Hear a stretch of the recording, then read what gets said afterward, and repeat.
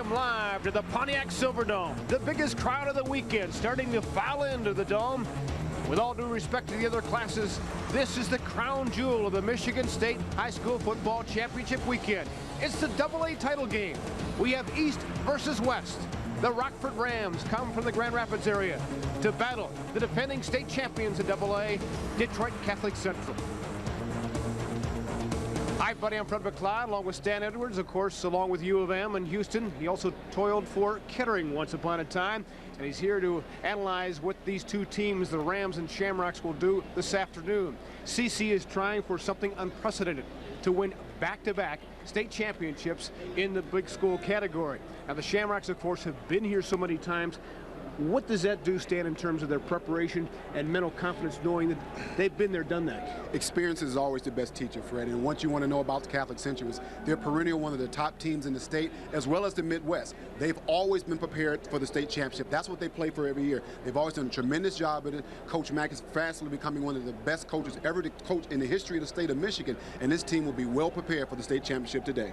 Usually, AA schools, of course, are deeper. They have bigger athletes. Thus, they have potentially Division I players. And certainly, this is no question a category that Catholic Central has been very good at in the past. And today is no exception. Nick Brzezinski, their tight end, is a guy to keep your eyes on. Yeah, Brzezinski is a prototype tight end, 6'5", 255 pounds. I mean, if this kid's not hurt, we'll be watching him on Sunday one day. Has a brother that's playing offensive guard at Boston College.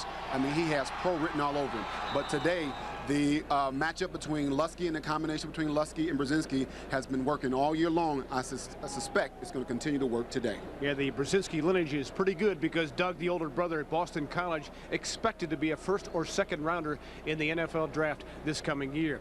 As for Rockford, well, they come to town with Tom Mack already having the Rockford files in his hip pocket for Central. But Rockford, a very good football team. They only had 4 returning players from the squad that almost got to the Dome a year ago. They never before have reached the Dome until this game, and they're ready. For us, it's going to be a tremendous challenge. There's no question. A very well-coached team, excellent size, excellent speed. They got everything. All aspects of every phase of football they have covered very well. We feel that we've made great progress in that direction also, and we look forward to the challenge and the opportunity. And the opportunity for the first time Rams under head coach Ralph Munger. This is a very deep football team, and they hope with depth that they could overcome perhaps maybe the superior situation that Central enjoys in terms of skill positions. Yes, Rockford comes in with the underdog tag, but I suspect they're going to play it up a little bit. Deep down inside, they know they have the talent to play with Catholic Central, and they're looking to win. I mean, what some people would think would be an upset or shock in the first game of the season as they beat East Lansing in East Lansing, which is one of the top teams in the state this year. But Rockford kind of slipped. They didn't play Brother Rice very well, which CC dominated Brother Rice, so you're not really sure what kind of team Rockford is. That can be scary because you don't know what to expect out of them or what kind of team is going to show up. But I guarantee you, Rockford comes to play. Ask the Michigan Wolverines about the fact of one team beating somebody else. Michigan State beats Ohio State, but then they wind up losing to the Buckeyes. Who can figure it out? All right, for our sideline duties, we go to Greg Russell. Greg? Thanks a lot, Fred. Here on the sideline with the coach, Joe D'Angelo. Now, Joe, here's one thing. This playing field here at the Pontiac Silverdome is almost like another home field for Catholic Central. What does a team like Rockford have to do to get it to become a psychological even plane? Well, first of all, Greg, have you heard of Einstein's theory of relativity, MC squared? Well, Rockford's got their own formula for success, and that's E cubed, effort, emotion, and execution. And I think right now they know that this has been Catholic Central's sort of home field, but they've told their players this. They expect it, so I think they're going to be on even keel with CC, but they have their own formula, and I think they're looking forward to this game. And also a big-time 12th man for Rockford is also going to be their fans. To our understanding, they basically closed down the entire town, and everyone from the community is here. How does that help a team? No question. When you hear the fans cheering and then the excitement, it just creates electricity for your team. And there's moments when you feel dead tired out there, but the cheering and the excitement that your fans generate just seems to give you that extra energy. Now, what about a team like Catholic Central? Is it going to be pretty much business as usual? Catholic Central is almost sometimes methodical. They'll just grind it out, play great defense, wait till you make a mistake. And that's the kind of football that Tom Mack likes to play, and it'll be a slugfest out there. Now here's another question for you. Since you've won 2 state championships, Catholic Central is going for their 6th. How do you get the guys really up and motivated? Just because they've won it before, you know, at times they might become stagnant or think, okay, pretty much the same thing, and we're expected to win.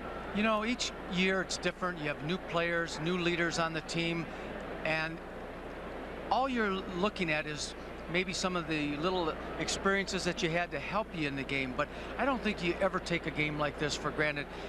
Both programs are winners, and they know how to win. That's what's going to make this for an exciting game. They both know how to win, and it'll just be the team that probably makes the least mistakes. All right, it's going to be exciting. Let's send it now back up to Fred. All right, Greg, last chance for West Michigan to take home some sort of championship trophy, because Hudsonville has gone down, so has Belding, so it's all up to Rockford. Can they get it done? We will see. We'll continue to preview the Rams and the Shamrocks coming up next on Fox Sports Detroit.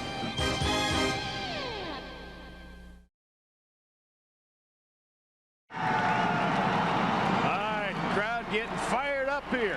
Class AA championship football about to start.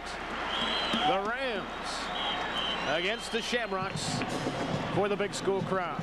We're coming off a great game, though, in Double D.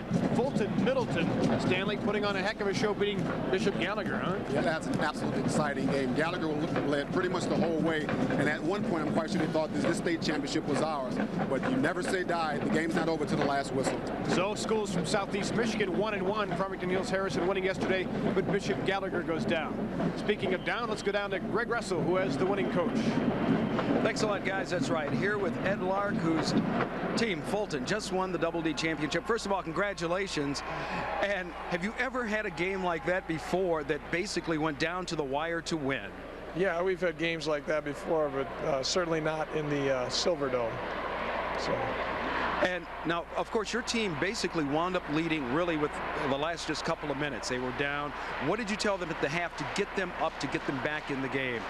Well, we just tried to explain to them that they were a good football team, and that you know, Gallagher was also a fine team, but we were still controlling the line of scrimmage, we felt. And if we just stuck to our guns and did what we believed in, that we had a chance to come out on top. And what about that last touchdown that your team scored? Yeah, that was just a nice throw and a nice catch, you know, by Matt Wetmore, and then Joe Yeager caught it. And, yeah, it was just a great play. The linebacker was trying to cover him there, so. And I was going to say, now, all of a sudden you got that, you're tied with Bishop Gallagher. Now, boom, there you go, getting the extra point. Yeah, the kids came over at that point. It was kind of funny. They all said, don't worry, Joe thrives on this stuff. He will make it. And I just smiled and said, okay, and he did. And then pretty much like other games, of course, Bishop Gallagher still had some fight in them, of course. I mean, you know, they made it this far. When they got down the field, I think basically to about your 30, what were your thoughts? Man, just somebody covered Curry. That's all you can. I mean, he's phenomenal, and they got some other phenomenal athletes, and you know, so that's all I was thinking. All right, Coach, congratulations. Let's send it back up now to Fred. All right, Greg, the folks in Rockford proud of their Rams. They get as many as 12,000 people behind the school in their stadium for home games, and a lot of them are here to see if the Rams can pull off an upset. The kickoff coming up.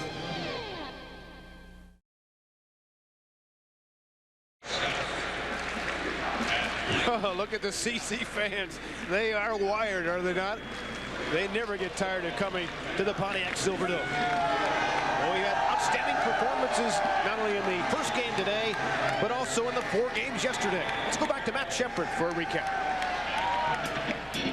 In Friday's high school state championship action, the early game went to the Eagles of Fowler, their second championship. They used some trickery and a 4th down fake punt to get the first down, then setting up a John Novak 17-yard touchdown pass, and the Eagles were up early on the Nordiques of North Dickinson.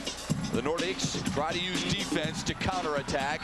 They recover a fumble here and then get the equalizer on the ground game. Later on, special teams would play a major role.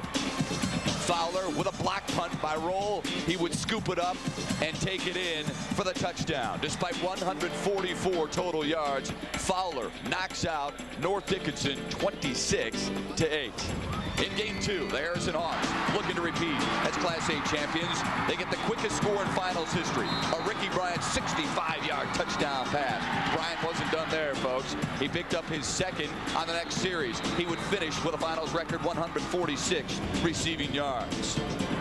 Hudsonville needed their defense to step up. They did on this play, picking off Dave Pacey, who was almost perfect. Other than that play, the Eagles use an end-around option pass by Casey Glass to get on the board, and they were within striking distance. It was respectable for the Eagles, but Harrison's offense so very, very potent. Averaging better than 41 points a game, Dave Pacey finds Andre Davis in the corner of the end zone. He ties a high school championship record with 3 touchdown passes, and Harrison claims their 9th state title, 35-13. St. Francis and Unionville Siva Wing, a defensive battle. USA getting the second quarter strike here from Josh Hahn to Steve Green, 32 yards. And the Patriots were up early. Their defense was rock solid. That's why they were unbeaten.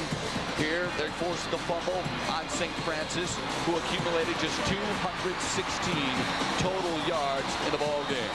Then Hahn would try to put it away. He finds Nate Goki on a crossing pattern. Scampers down the sideline and out of bounds, but puts the Patriots in scoring position inside the St. Francis 10-yard line. From there, it would be up to the senior Troy Vermash, who had an outstanding ball game to culminate his high school career. A 9-yard touchdown scamper. USA picks up their first ever state title, 16-8 winners over St. Francis. Oh, the final game. What an unbelievable game. Everywhere you turn, touchdowns are being scored. Brady, the quarterback from Chesaning, a rush for 102 yards. He hooks up with Ballard for a 68-yard touchdown pass. Ballard would have 2 on the day. Belding would try to counter with the Cummings brothers. Patrick Cummings and Brent Cummings. It took place in the first and the second half. Brent Cummings with 138 yards. 4 records set in this ball game. Belding's 387 yards rushing. Their 22 first downs. But Chesaning's 6 touchdowns good enough to give the Indians the win, 41-38. All right, thank you very much, Matt. Matt will be back in the chair here for the 5 o'clock game. This is the second of 4 live telecasts on Fox Sports Detroit. We'll be back as we're about ready to go. Rockford and Catholic Central coming at you next on Fox Sports Detroit.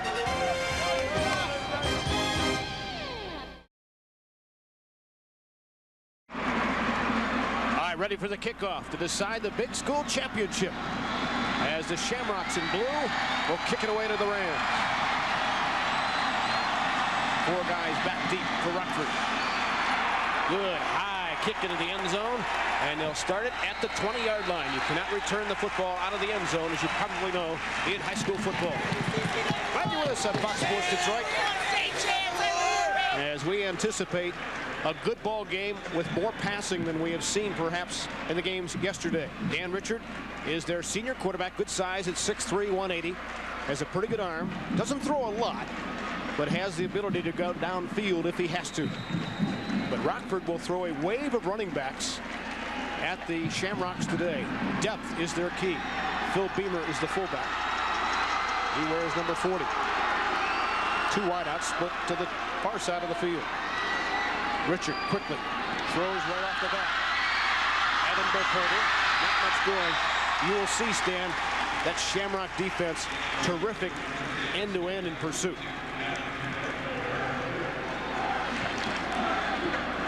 Offensively, Rockford comes this way with a front line that averages about 235 pounds, so a lot of beef up front, including Ben Miller, a state qualifier in wrestling. And then you see the skilled guys. Hamilton, their tight end, was used quite a bit. Second down. Ball given off to Beamer. Across the 30-yard line. Should have the first down and does on a gain of 8. Justin Sacente making the tackle. for the Shamrocks. This is what they live and die with, their defense, a very active group, including Casey Rogowski, a Division I prospect to be sure. Sasante just made the tackle. He's their captain back there, and Dave Lusky doubles up as their quarterback. 1st and 10 for Rockford. Ball at the 32. Single setback Beamer. Richard throwing, short side. Pretty good grab by Sam Sayers. So far, Fred, this is a very important series for the Rams. I think it's a very smart series as well. They're doing short, high-percentage plays to make sure they get the jitters out, the bugs kind of get relaxed here. They know they're in a battle with one of the best teams in the state, if not the best. So I want to make sure that they get off on a good track, get a couple of first downs, and relax and play football from there. But the fact that they can throw does not surprise CC, because their last 3 opponents all threw more than 30 times in the game, and they won them all. Illegal procedure is the preliminary, so it'll cost the Rams 5 yards. Mike Fowl committed the foul. So 2nd and 11 for Rockford. This team at the beginning of the season was not expected to get here. They had perhaps more talent the past 2 seasons, but lost both years in the semifinals. But lo and behold, with only 5 starters returning, they are here for the first time.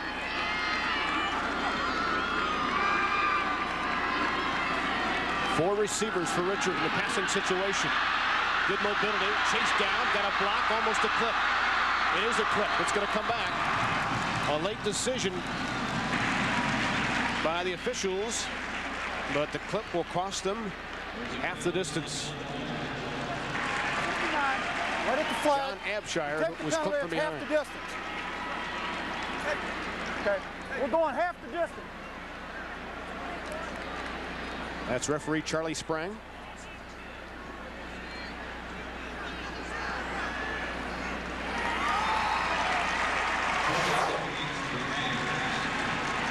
When your quarterback's flushed out of the pocket and he starts to scramble, he's looking for someone to throw downfield. He's under a lot of pressure. You can't see the secondary now. The wide receivers are still in their route. Once a quarterback is flushed out, you have to break your route off, come back toward the quarterback, give him some place to throw it. He may not be able to complete the pass. At least he doesn't lose any yardage. Ralph Munger a little frustrated. Poor Mike Fowl picks up 2 costly penalties here, shoving the Rams back to their 11. Now they face a 2nd and 31.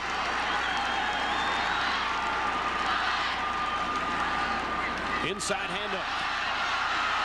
Chris Maxim picks up some yardage, gets 7, but still a long way to go for a first down for the Rams. Lou Willoughby on the stop for CC. This is usually the play when you run, when you're way pinned back in your own end zone. Everybody's expecting pass, so you run either quick draw or quick trap to try to get some yardage. CC expected that, and they stuffed it. Ball at the 18 for the orange-clad Rockford Rams. Opening 3 minutes of the ball game. Again, 5 receivers for Rockford. Short dump off. Juggled out of the hands of Adam Burkholder. He is normally one of their sure-handed guys, but he couldn't hang on. And Rockford now in a punting situation. Steve Ivey and Jason Wolke will be deep, awaiting the punt of David Risco. He's one of the weapons of this team. He averages 41 yards a punt. So he's got a college kicking future, no doubt. Gets it away. That's a flag. Then they roughing the kicker. Ryan Beardsley is the one who made contact. It'll be first down for the Rams. Captain! I got to run it into the kicker. If you take the penalty, we go back to the line of scrimmage, and we got a first down.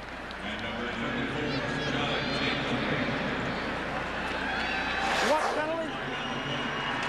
I thought it was going to be block, Fled. I knew he was there in position to make the block, but he took the wrong angle. He went at the foot as opposed to going where the ball is going to be, leave the foot. And when you do that, you run the risk of running into the kicker, which he did. This is a big break for the Rams because they didn't want to give Shamrocks the ball at midfield. This is a high potent offense. Now getting the ball back, maybe they can get a little bit more confidence, maybe get a few more first downs and keep that Shamrock offense on the sideline. And the killer for Catholic Central is it was a 4th and 24, so a gift for Rockford. Both teams making penalty mistakes here in the first series. 8:40 left, opening quarter. Penalty situation, really a key element so far. In motion, Maxim. Beamer gets it, but he's wrapped up by that tough defensive front group of CC, Absher, and Willoughby wrapping him up.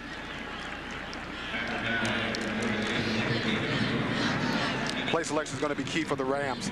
You don't want to challenge this defense. You want to keep them off balance as much as you can. That Catholic Central front line anchored by Jeremiah Hicks, excuse me, averaging 220. It's a rough, tough group. Beamer, the carrier, picks up a couple of tough inside yards. John Cava and Hicks on the stop and a gain of 3. But this ball club, I talked about Rockford having so many guys that they will go to. They have 9 running backs that average 5 yards or better. So indeed, it is by committee. The top rushers, you can see, Maxim only 435 yards. Wow, I bet there's a 1,000-yard rusher in there somewhere. You would think so. But it is ironic where Ralph Munger has had better teams, more talented, more experienced. It's this one that gets to the finals. That's the beauty of high school football. 3rd and 6 for the Rams. They need to get to the 43. Pressure. Richard throws. Backed away beautifully. Justin Sassante on a clever defensive play. And this time Rockford will have to punt again.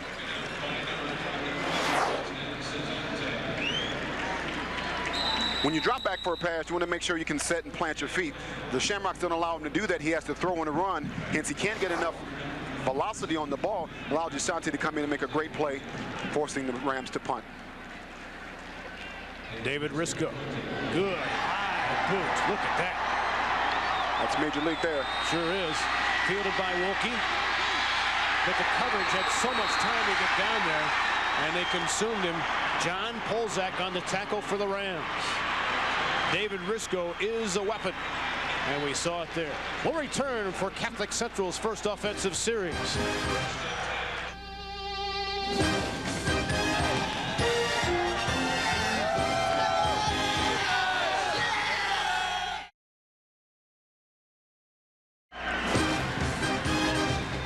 High school football on Fox Sports Detroit is brought to you by the Detroit Free Press. For top coverage of preps and professional sports, turn to the pages of one of the nation's top sports sections. Also by Farm Bureau Insurance, proud sponsor of the MHSAA Scholar Athlete Award. And by the United Dairy Industry of Michigan, proud sponsor of the MHSAA Sports Nutrition Award.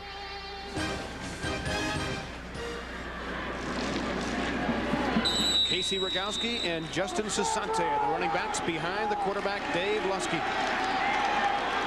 One of their captains. Ball given off to John Cava. 1,000-yard rusher for the Shamrocks. He gained 6. Nothing fancy about this Shamrock offense. They'll give it to their big guys and let them work beyond that offensive line, Stan. I mean, this is going to be smash mouth football at its best. They're not going to trick you too many times. They're going to come right at you. You can line up. This is the hole we're going to run against you. You're just going to have to stop us. 2nd and 4 for CC.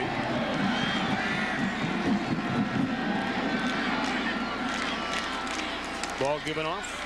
Casey Rogowski out to the 25-yard line. Close to first down territory. Lusky indeed a versatile player. He's a versatile athlete. He's a baseball player as well as a basketball star. Indeed a tough guy under center, exhibited by the fact that he's their starting safety. Catholic Central, even though they have the student body size for football, they have 4 two-way players. 3rd 3rd and 1 in a short yardage situation. Ball given up to Rogowski. Muscles his way for the first down. John Polzak on the stop for the Rams after a pickup of 4.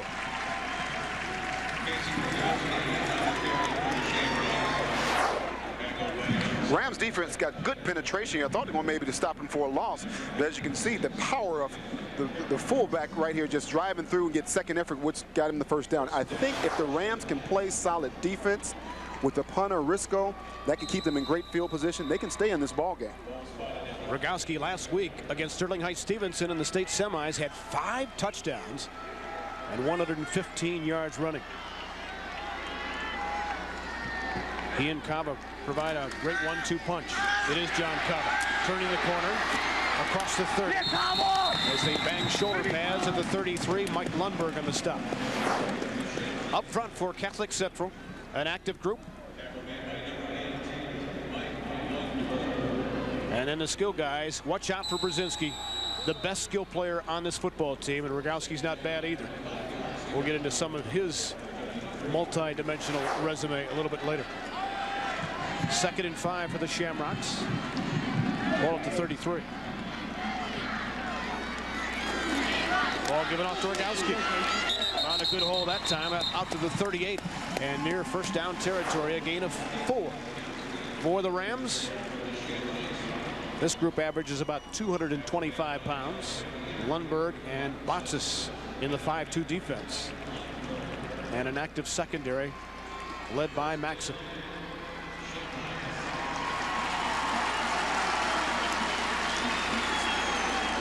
First down for Catholic Central, their 2nd of this drive. Boy, this Shamrock offensive line, Fred, is doing a job. I mean, they're in this open series, they're opening holes on each side of the ball.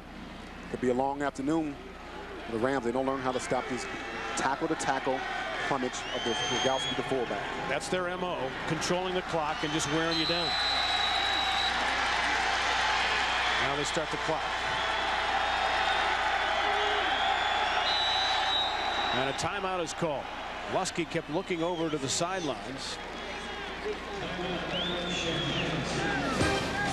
Timeout. 4.5 to play in the first quarter. We're still looking for our first points.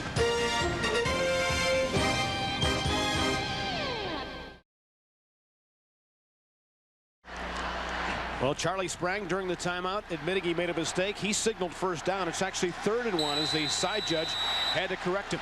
Full house backfield for the Shamrocks. Sasante joining the big guys. It's Rogowski. First down. Fumble! Rockford has it. Recovered by Mike Lundberg. First turnover of the afternoon. That's important for the Rams to happen here early. As you see again, off tackle play to Rogowski. He broke the line. He knew he had the first down, and he got a little careless with the ball. He didn't protect it in open field. It's getting a fumble call. As you can see him not putting both hands on the ball. He realized he did have the first down. He was going for more, but you always have to protect that football. Credit Maxim with the fumble strip, and then Lundberg with the recovery. So Rockford with a big break, starting now at the 37-yard line of the Shamrocks. 5 wide receivers, actually. We've seen this a lot, haven't we, Stan? Yes, we have. Richard steps up, throwing too deep. Intended for Tony Savickas. It's not a bad play coming after picking up a fumble or a turnover. You catch a team down, you know they're kind of worrying about the last play where they turned it over. Sometimes they're not always on their feet as they should be. You can see he's going deep, and they actually had him there, had him an almost perfect throw to get it in there. That's not a bad play. Well, Richard is putting the ball in the air. During the regular season, he averaged about 14 throws a game. So far, he's already attempted 4 passes. And now we look at a 2nd and 10 passing situation. Beamer, the lone running back, and he gets it. Wrapped up pretty quickly by Matt Loredas. 3 yards for the Rams in the play. Good looking running back Beamer. Strong, built somewhat like Rogowski, maybe not as powerful. Maybe not to have the line Rogowski have as well. Beamer compactly built at 170 pounds. Ralph Munger in his 7th year at Rockford. 3rd and 7 at the 34. John McComber in the ball game for the first time in the backfield. Richard Rowland has time. Nearly knocked away, but it's complete. Caught by Courtney Young. Excellent throw by Richard. A gain of 8 and a Ram first down. Again, first downs, moving the chain is going to be important for this Ram offense. They roll out Richards again, and this time the receiver works back toward him.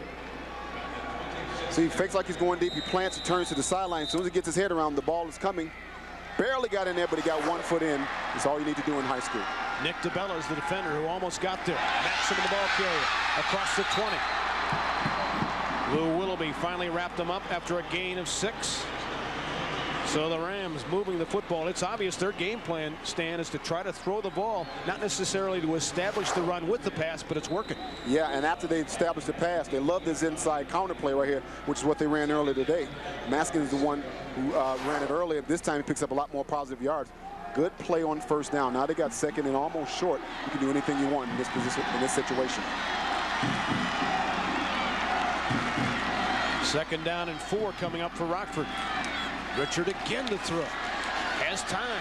Loses time all of a sudden as Willoughby and Abshire, the nose guard and tackle, squeeze him hard. A loss of 6 for the Rams. I think Richard may have panicked just a little bit on that situation there. Now, they had pretty good coverage downfield, and I don't think he needed to pull the ball down as soon as he did. I mean, I'm sitting up here, quite frankly. He had a couple of players that were coming open late. As you can see right here in the flat, down at the bottom, just leaving the screen, had a wide receiver coming open. He was pressured, but what you want to do is not lose field position this close down there. You're in field goal range. You want to at least maintain what you have, if not getting getting closer to the goal line. Keith Warren, number 7, was the guy who was open at the 5-yard line. Steve Michalak now in the backfield for the first time. Ball given off to Civicus. On the fake, Richard banged hard by Rogowski. Clever ball handling that time by Richard, but it didn't fool the Shamrocks. Ball down to the 26. No, it didn't fool him at all. He put the ball on his hip, and the Shamrocks are right there. They've obviously scouted this play on film. I was concerned right here. He was about to turn the ball over, and they wouldn't have an opportunity at this field goal here. Is at the last second, like, I think I want to, but maybe I'll hold on to it. So it's 4th and 9 coming up for Rockford. It would be a 43-yard field goal, a little bit out of range, so they have to go for it. Richard keeps it, has pressure, dumps it off to Phil Beamer, but he is wrapped up immediately by Casey Rogowski. You see why this guy is going to be a linebacker somewhere, either in the Big Ten or perhaps down at Miami. Ohio State is looking hard at him. I mean, it just seemed like the Shamrock players are all over the field. They've obviously done a tremendous job of scouting this Ram offense, and every play, they look like they're right in position to make the play. So Rogowski stays out there, of course, as the fullback as the Shamrocks take over. 1st and 10 at the 25. They dodge a bullet. Ball given off to Sasante. Picks his way on the end around to the 31. Lundberg finally stopped him after a gain of 6. Inside a minute to play in the opening quarter.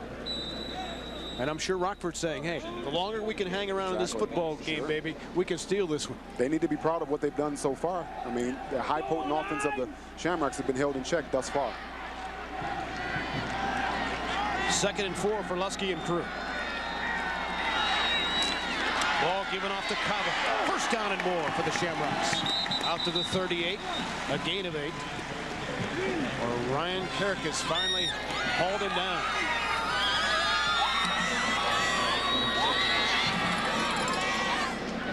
Cava had to come back from a broken thumb this season. And come back he did, averaging 5 yards a pop, scoring 17 touchdowns for the Shamrocks.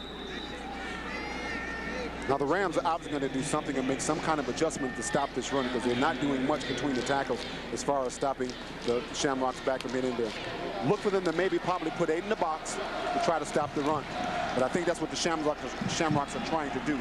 Draw them in the box and then go over their head or go behind them. Final seconds of the first quarter ticking away. The Catholic Central crowd on its feet, feeling some momentum back on their side as they try to reestablish the ground game. 12 minutes in the books. The Class AA game, no score.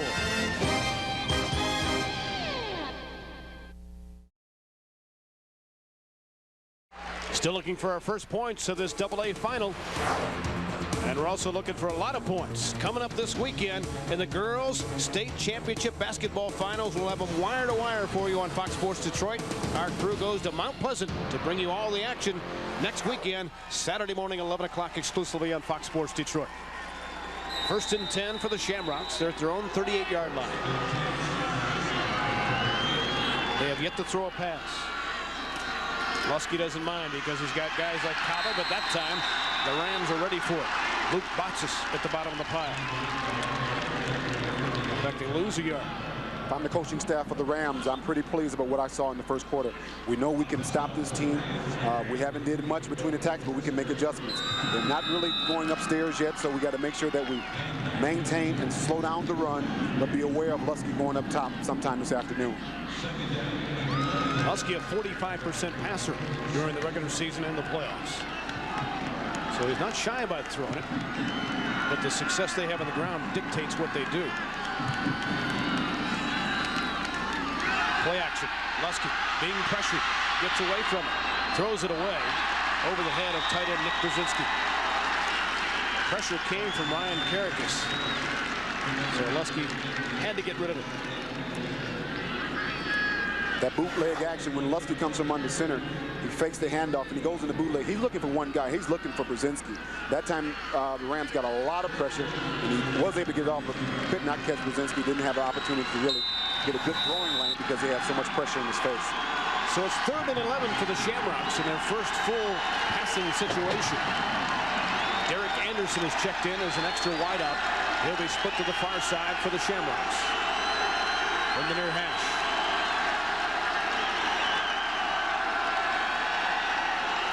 Lusky to throw it off play action. Flushed. He goes down. First sack registered by the gang from West Michigan, Steve Michalak.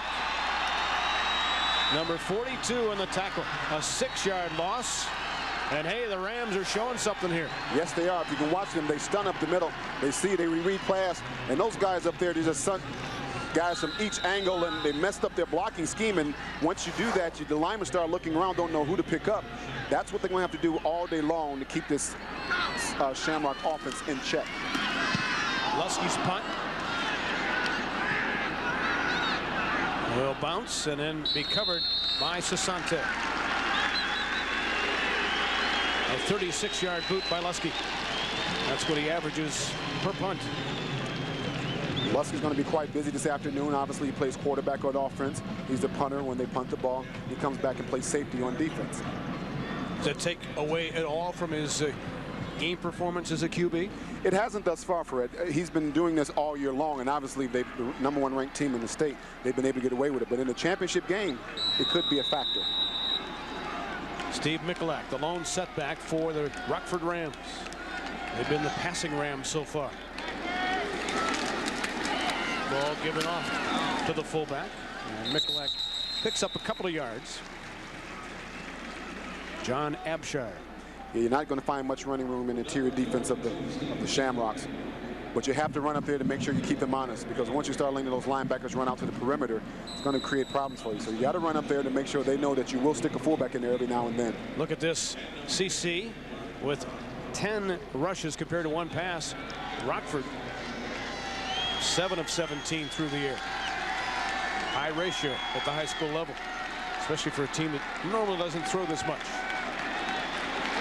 Richard has the pressure, throws against his body to Savickas, who banged out of bounds at the 40-yard line. Lusky was there, and so was Matt Laredas. The Shamrocks rolled the rollout boot action again, so anytime they see that, you can see them, they're going to always be just about there to make the play. They didn't get there that time, and Richards was able to get the ball in the flat and get an important play, I think, and put him in the position to get a first down. But once they do roll out a boot action, the Shamrocks are going to be in the backfield because they practice against it every day. So it's 3rd and 2 for the Rams. Richard, pretty good passing numbers so far. Phil Beamer, the lone running back, as Richards as trips to the far side. Man in motion, Keith Wern. Pass for a first down. Caught immediately by Courtney Young. Pick up a 4, but it's good enough to move the sticks. Plays like that, Fred, are just simple slant routes.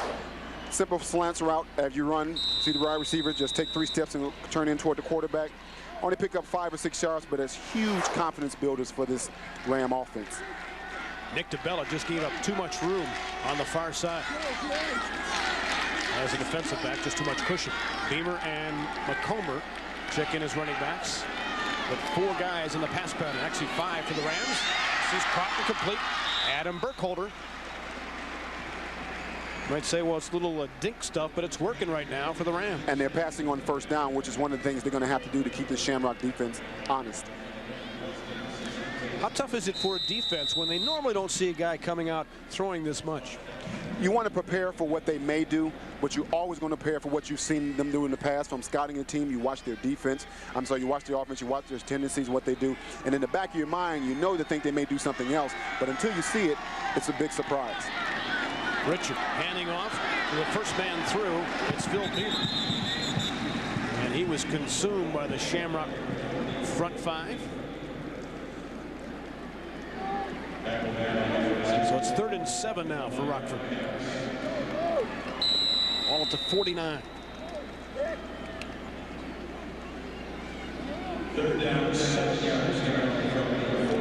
7.5 minutes to play until halftime.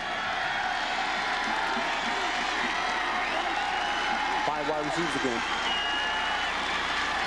Trips to the near side. Maxim in motion. Needs to get to the Catholic Central 45. They're not going to do it. Not even close to midfield, but there is a flag.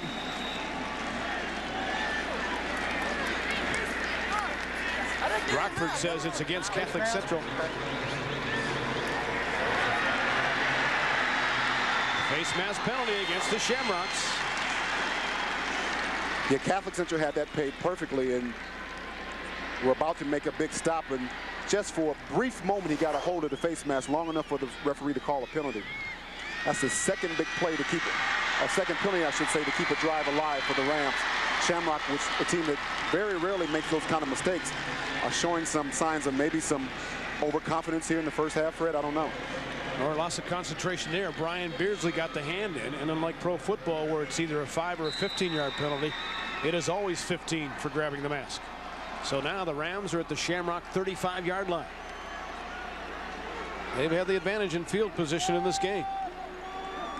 Richard handing off a double reverse. Wern back to the quarterback. Richard. He's open. He's open. Open man, wide open.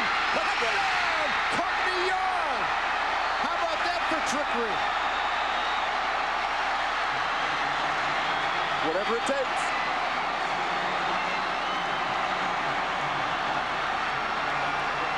Courtney Young was so wide open because everybody but Ralph Bunger touched the football.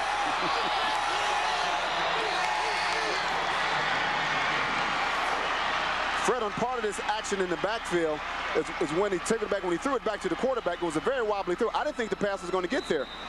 But once Richard got the ball and I looked downfield, oh no, this is a touchdown. The pass by Wern, number 7, consider the fact he's the backup quarterback who also plays wide out. He threw the wobbly pass, and Richard is the one who threw the tight spiral. I think I see why he's the backup. But he's Gary Hogaboom's nephew. He should be able to throw a spiral. Oh, he should have a rocket. They're going to have to try for 2 now. Richard with it. Running out of room. Throws. No! 2 Rams hands, but a flag.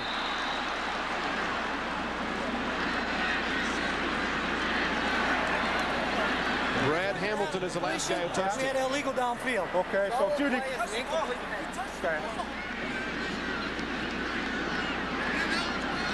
Ineligible man downfield, which you see a lot in these scramble situations. Yes, you do. And actually it may work for Rockford in this case. Now they still get a chance at the extra point. Now CC will decline it. They should decline it, okay. So it's 6-0. But a magic trick pulled out of the hat by the Rockford Rams. Courtney Young, nobody within 10 yards of him. And the Rams get on the board first.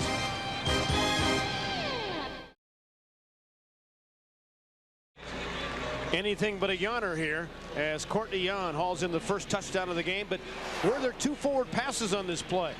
I don't know. It looked like it. You see the backup quarterback, Keith Wern, takes the handoff, and as he throws it, he's just about at the 40. And as Richard catches it, he's right at the 40 as well. Never mind, the referee didn't see it, and no one picked up Yarn downfield all by himself. You could make an argument that the first one was a forward pass, but at any rate, it counts.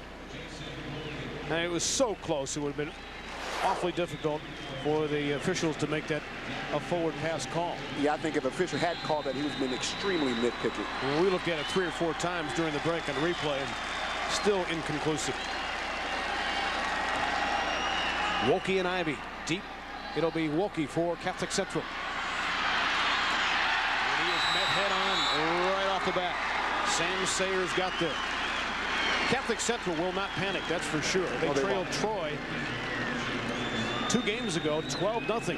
Came back to win in the regional finals. Very poised, experienced, and disciplined team. They will not panic no matter what happens in this ball game. But that's a stat that the Shamrocks rarely trail in time of possession. It's usually flip-flop. Now that could be key. I mean, even former players who have played for Catholic Central will tell you, you know what, we want to score 10 points because you're not going to beat us. They're confident in their defense. But they're going to have to score some today against this Rockford Ram deep unit.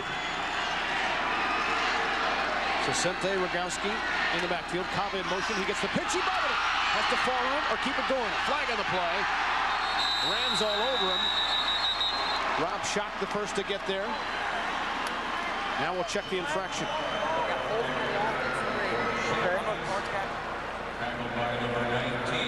A loss of 8. Holding. They'll take the penalty. Loss and decline it. Down here. If you take it, we're going 10 back. Okay.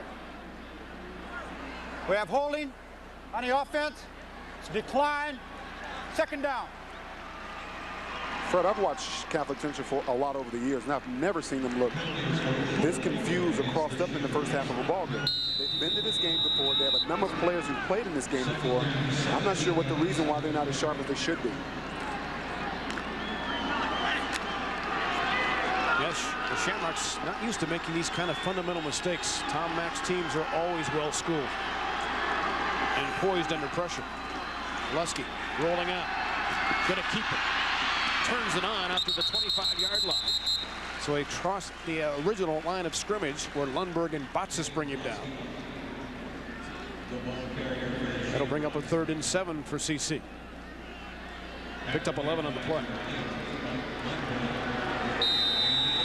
I would have my linebackers, if I'm the Rams defensive coordinator, watch for the draw, but I'm sending 2 or 3 people out of the secondary at Luster in this play. You like that blitz? I love that blitz. Oh, Mercer, the big tackle up front, looking to put some pressure on here on a 3rd and 7 call for the Shamrocks. Lusky to throw. Fumble off the sack, free ball.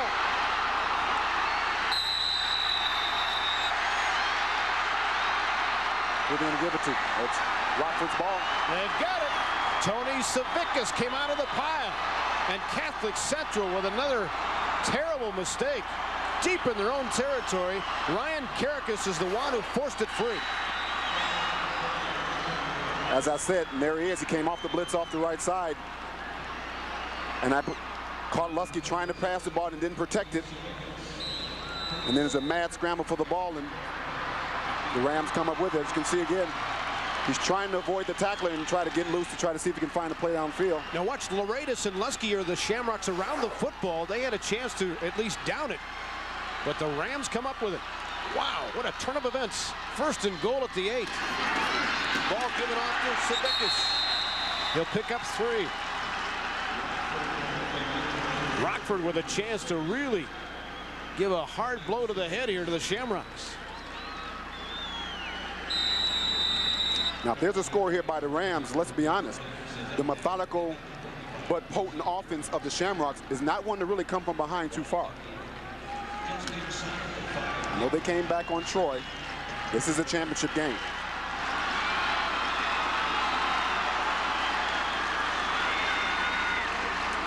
Man in motion. Ball given off to Savickas. Boy, he just forced the issue, didn't he? Yes, he did. He was stopped at the 6 initially and gets down to the 2. It's amazing the confidence you get when your team is starting to play well. You get a little bit stronger, you look a little bit bigger, you're a little bit more confident in what you're doing, and now they're starting to control the line of scrimmage. Ralph Munger, the Sly Fox, was saying before the game, man, we got manhandled this season by Brother Rice.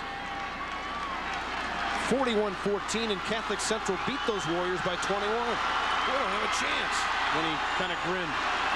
He knew something, didn't he? Ball given off. Maxim is wrapped up quickly by Sassante, and Kaba short of the goal line. No gain. This would be a huge stop for the Shamrocks if they can keep them out of the end zone.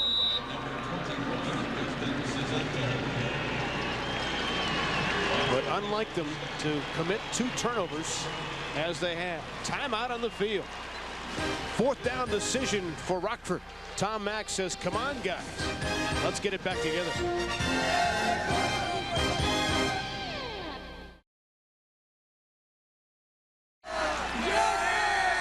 Right now, the Rams exposing some weaknesses in that Catholic Central defense based on some turnovers. And Luke Greenland will come in to try a field goal. This is one reason why I'm sitting up here, because I'm going for it on 4th down. Yeah, I was surprised too. Although Greenland a good kicker, this will be a 19-yarder. And he's got it. So the Rams will be content for 3. Ralph Munger loves it. Gotta love that emotion. 10-zip Rams. I mean, the Shamrock is a team that when you get them down, you got to go for the juggler. You got to get them down and stomp them and keep them down. You give them any air, that's a team that has every arsenal that can come back on you. Well, Munger, a spirited guy, loves his football team. In fact, he conducts a clinic 1 night a week with the football moms to make sure they understand the nuances of the game of football. And he really gets a kick out of it. Sounds great. I know a couple of football dads he needs to talk to. Ralph could afford to smile with a 10-point lead. He came to Rockford from Frankenmuth, where he spent 11 years.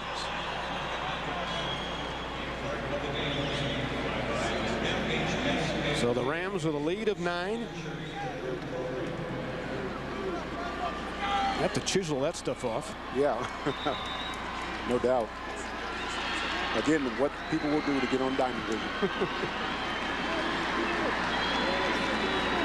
I suspect that the Shamrocks' offensive philosophy will not change. They're still going to be methodical in their approach and still try to grind it out and control the line of scrimmage.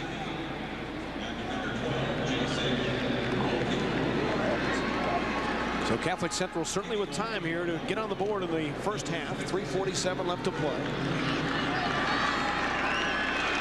Ivy and Wolke deep to receive this kick. Greenland boots it.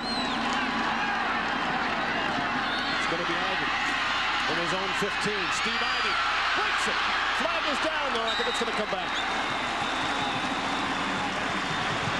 Tom White made the stop for Rockford.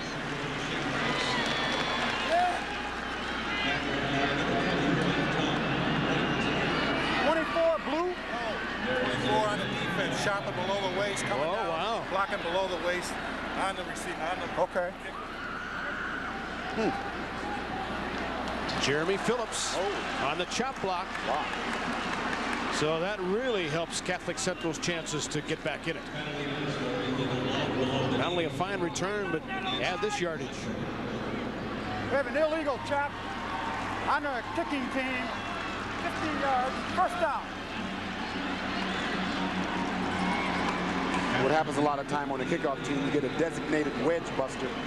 He'll come down and he'll just take off and give his body up to the wedge. And a lot of time as he goes airborne, he goes below the waist before he makes contact. So an effective 41-yard return, 26 by Ivy, and the extra 15 yards. So Central starts this possession in Rockford territory at the 43. Kava and Rogowski, the running backs for Catholic Central. It's Cava's football. Nosedives across the 40. Lundberg makes the stop for the Rams, but a healthy gain of 4. All right, watch the upper right portion of your screen. See if you can spot the chop block. Right there on Brzezinski. Oh, yeah. Be careful, particularly here on turf. You get that knee caught in that turf, it could be very dangerous. And again, what happens is guys coming down on the kickoff team just want to take the whole wedge out. How do you throw that block to avoid that penalty? You have to come take him in the face. If you're going to be on the kickoff team and be in the middle of the wedge, you got to go take him on man-to-man, face-to-face. Good explanation. Ball to 39. Cava gets it again, wraps it up. Punishing runner, is he not? Yes, down to the 27-yard line. Lundberg again, the late tackle, but a pickup of 12 by the hefty senior. Nothing fancy, just a very efficient runner. Carver off tackle, finds a hole, puts his head down, and becomes a battering ram to start running straight ahead, getting nothing but positive yardage. Rogowski's the same way. They look for the hole, and then now they start looking up defenders to run over. Catholic Central with Cava leading the way in his 26 yards. Their best drive so far. John again gets the call. Met head on, but still managed to spin inside the 25.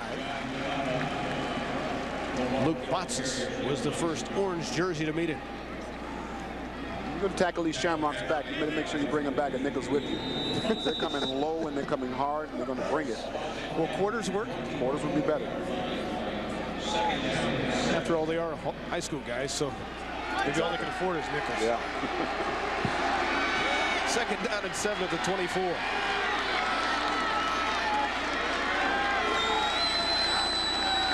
Here comes the blitz, picked up.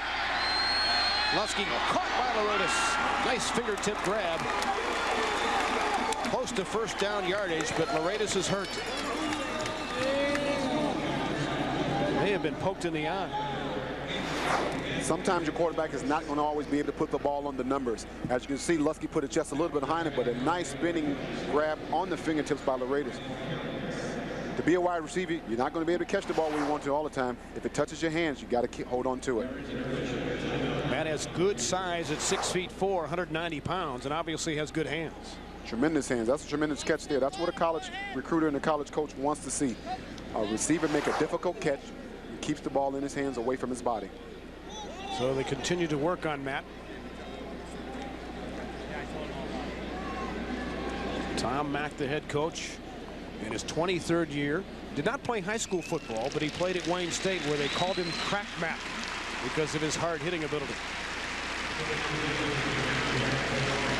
Recently won his 200th game in the win over Sterling Heights Stevenson in the state semifinals. So Loretis is okay. Sure, he's seeing about 88 teammates on the sideline right now, but he'll get the vision back. Makes he go, make sure he goes to the right sideline. Catholic Central is short, by the way.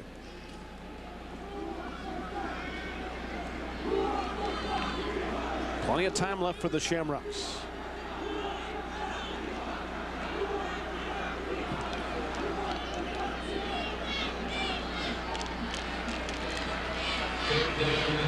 So it's third down and about 1.5 feet for CC. The Rams defense need to be on their P's and Q's. The Shamrocks know they're in field goal range. They may try some trickery to go for a touchdown. Full house backfield. Rogowski, Cava, Sasante for the blue shirts. Lusky handing off to Cava. He's been the guy. Down to the 12. Easily picking up that first down. A gain of 6. This is Catholic Central football.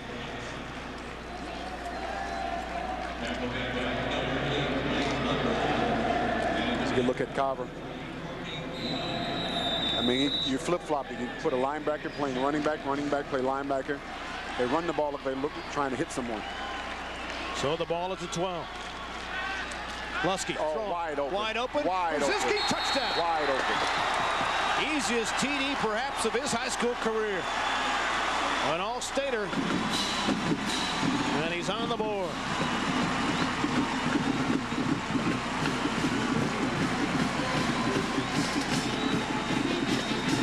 See, when you're running the ball very effectively. It causes the linebackers to stay home. They have to step up and read run, and by that end you realize the pass, it's too late.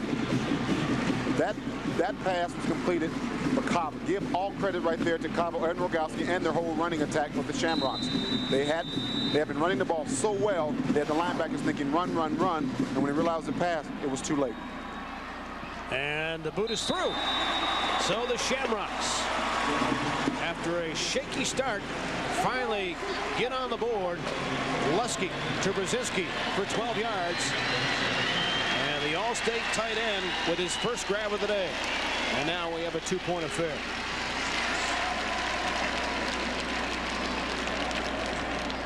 Brzezinski's older brother, Doug, plays at Boston College. He's a senior and will be drafted next spring. Nick can just about pick where he wants to go to college, that's for sure. Ohio State, Michigan State, would love to have him. Purdue. How about the Lions? I mean, he's serious prototype tight end. 6'5", 255, very soft hands, tenacious blocker. And what he doesn't get credit for is the wide receiver routes that he runs. He runs routes just like a wide receiver. He's just not some big guy that goes into the secondary and just kind of lumbers around in there. He runs nice precision routes. Well, he took the Shamrocks 2 minutes to get on the scoreboard, but that penalty, the chop block, was huge.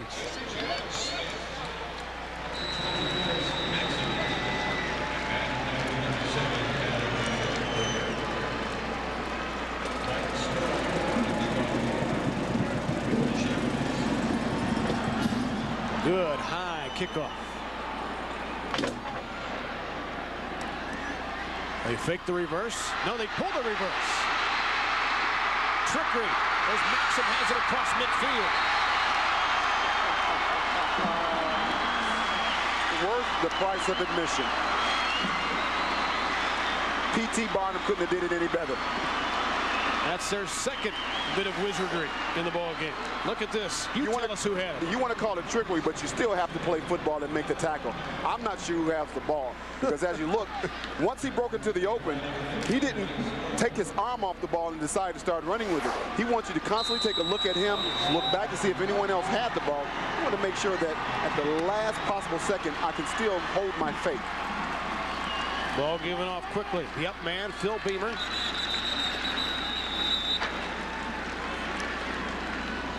Haslam High School also pulled that same kind of maneuver last week in the semis to get to the state championship game, and the double B side, we'll see them tonight at 8 o'clock. I mean, I've seen that play run quite often in high school, and it works. If you run it properly, it will work. Ball up to 41, 2nd and 7. Plenty of time left for the Rams to get back on the board. Richard to throw. Dumps it off to the short man. Sam Sayers with a grab. Brought down by Cava at the 38. Just a crossing route right there. Nice high percentage pass. See, Cava comes in to make the stop. But those are the kind of passes they're going to have to continue to hit to keep this Shamrock defense honest. So the Rams down to one timeout. 44 seconds to go in the first half, as Richard, as advertised, has spread the ball around, but to his receivers as opposed to his running backs. We figured we'd see a lot of guys running the ball for the Gang in Orange, but instead it's been pass catching.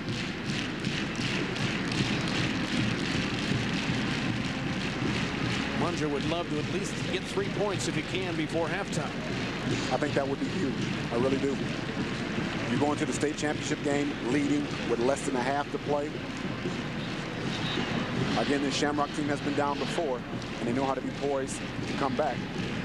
But again, in the championship game, we look at some of the scores and the way Rockford has played early in the year. Sometimes you get a different team and a different attitude when you make the final game. Yeah, you can't change your personality once you're here. Rams looking to make it 3 for 7 in the third down pickup department. Reverse handoff. It's Savickas. Breaks a tackle. In the field goal range. across the 15, down to the 12 where Dave Lusky had to make the tackle, but a gain of 24 for the Rams. This is easy to say, but that was a great call. It really was, because everybody's looking for the pass, and they've run that counter before, and they run on it and got a great kick-out block. And once he started running, he didn't just start running out of bounds. He started looking for the proper way where his downfield blockers would come from to get as much as he could out of that play.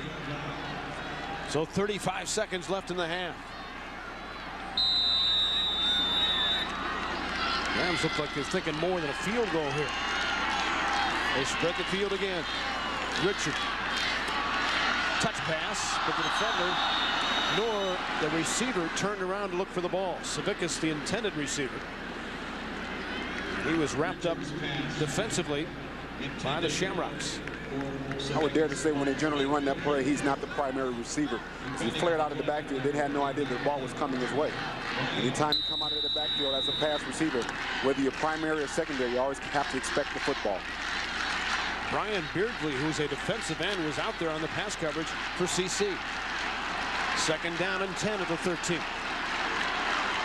Michalak and McComber now in the backfield as running backs, as Munger continues to shuttle in the fresh legs. Fake handoff.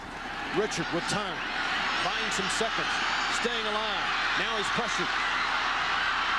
Forced out of bounds, but almost to the goal line. Nick DeBella finally bumped him out, but a gain of 12 down to the 1. 13 seconds to go in the half. I like the play calling here. They're not going to just settle for the field goal. Play action is looking downfield. Everybody's pretty covered, but he never gives up on the play. He's constantly looking for someone to pass to. Once he realizes he has no one to pass to, he does a great job of trying to get in the end zone. I don't know if we can see it. I think he steps out a bit earlier than the referees didn't see it. Right there. Yeah, I think you're right. Casey Rogowski is the one who initially tried to force him out of bounds.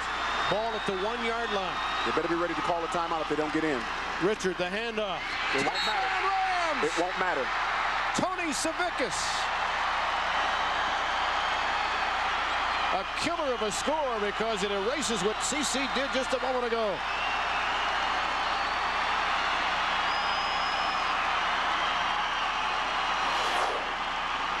Here we go, just an off-tackle blast play with the lead blocker going up in there. Savickas hit up in there, and he was not going to be denied. I'm going to go on a limb for it. That was huge. I think that was pretty huge. Ryan Carrick is through the lead block in that hole, number 46. And Savickas filled it. One of the reasons why I think that was very huge, the Shamrocks have made a lot of mistakes in the first half.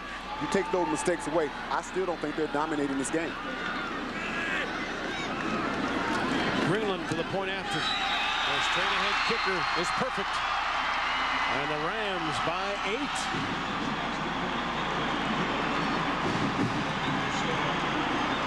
8. We have ourselves a ball game. Savickas, 8 yards a carry, and the last one from 1 gets him into the end zone. Munger's going to take his team in the locker room and say, we have to win one half of football and we're the state champs. That's asking a lot.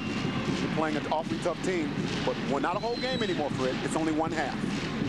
Well, keep in mind, these high schoolers from Rockford have never played Catholic Central before. They knew about the heritage. They knew about the whipping of Brother Rice, while they, in turn, were beaten badly by the Warriors. But all of a sudden, in a half of football, they're saying, you know what? These guys are no different than we are. We can play with them. They're doing more than that right now, leading 16-9. Generally in the pros in high school, if one team beats another, you know that doesn't mean anything. On any given day, particularly in the Big Ten or in the NFL, anybody can beat anybody. On high school, it usually stands true. If one team beats another and that team they beat usually beats someone else, you usually think the team that beat that first team is automatically going to beat the second team. Maybe not today. I want to correct myself, 16-7 obviously the score, but a 9-point difference Catholic Central will face in the third quarter. Again, a reminder about that 12-0 deficit they faced against Troy in the regional finals and came back to win it. Line drive boot to Ivy. Flag on the play. Here we go. Offside. Rockford. He's got kicking team. In high school, college, and the pros. Dead ball. Coachman. In Pop Warner and Little League, 90% of the time, someone's offsides on the kickoff. Oh, I don't know. I think that's a bit nitpicky. Was he offside? Of course he was. There's somebody offside almost on every kickoff on every level of football. You're saying let him play, huh? Let him play. So Lundberg again to boot it away. Low bouncer. Picked off by Wolke. He is met very quickly at the 35. 4 seconds left to go in the quarter. Sam Sayers made the stop for the Rams.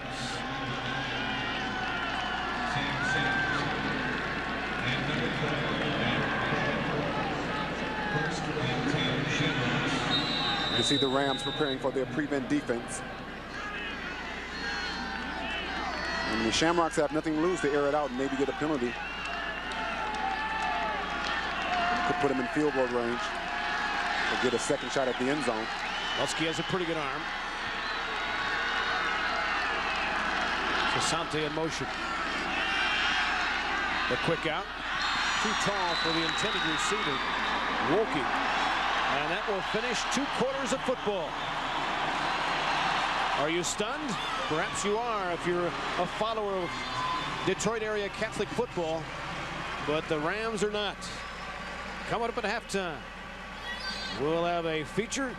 The man behind the success of the Shamrocks. Of course, all kind of highlights. And Stan will recap this first half.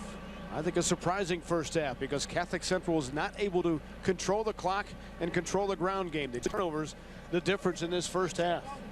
And give Rockford credit. They came right back down, answered the score with one of their own, and lead here at halftime 16-7. Let's head downstairs now to Greg Russell. All right, thanks a lot, Fred. We're here now with the coach of Rockford, Ralph Munger. Now, Ralph, it seems like in the beginning, both sides were just going to be penalized out of the building, but then you come up with 2 trick plays that lead to touchdowns for your squad. 2? I only remember 1. Well, the one on the kickoff as well. Oh, I see. That's pretty normal. But, I mean, we're in a state championship game. We're going to do whatever it takes to give our kids the greatest opportunity and chance they have to win this thing. Now, what are you going to tell your team at halftime to keep that intensity going? Get some water in their bodies. All right. Thanks a lot, Coach. All right. Back up to you, Fred. Short and simple. Forget the X's and O's. Drink a lot of Wawa. I love Ralph Munger's attitude. 16-7. He's in the lead by 9. We'll have more at halftime. Don't go away.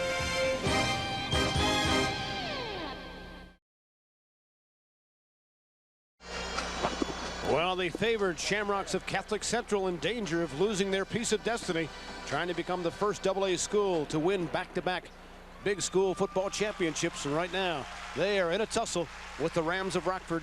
16-7 our halftime score.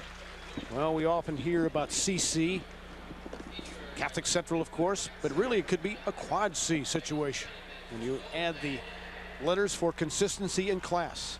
And it all starts with a head coach, Tom Mack. Unassuming, but very much in command. Listen to this feature and what he's all about. Congratulations to head coach Tom Mack and all of your coaching staff and players. I've been at Catholic Central for the last 23 years. We try to emphasize, in Catholic Central football that, toughness is a great part of the game, and believing in each other as a unit. The team concept is one thing that I think that has really helped us over the years. We've always tried to stress that no one is more important than the team, and that the stars that we end up having on our team are a product of everybody else's hard work as well as their own. And I think we all play for each other here. And over the last 20 years, I think this is a philosophy that has increasingly been accepted by the kids, and now I think they believe 100% in the concept of team, and that they just want to be a part of Catholic Central football, and not necessarily do they want any individual honors. Can't say enough about Coach Mack. I mean, fastest coach, state history, reached 200 wins. That was a big present that we wanted to give him. He's helped me so much with all my skills with defensive back and quarterback. He's helped me so much, and I can't thank him enough. My inspiration is to try to do as much as I can to help kids believe in themselves. I think the one thing that a coach can do in his job is to help people believe in themselves. And I think if there's one thing in life that we all need, and that's what it is. He's great. He's a good coach. He's fun. He works you hard. You know, he's a good teacher. He knows what to call. He knows the plays. You know, so when he's coaching, like, you know something's good is going to come out. You know, you're not going to blow a game on you're not going to want to lose. You know, you want to win for him just because he's a great coach and a great guy. I've always wanted to be a great high school football coach someday, and someday I might get there. But I never really wanted to go on to college. I really think that high school is the greatest place to coach because the kids are at a point in their lives where they need people to help them grow up and to develop priorities or values and to see how life should be lived. And I think this is the time in life that you can do that. And if you're going to be successful, you have to be yourself.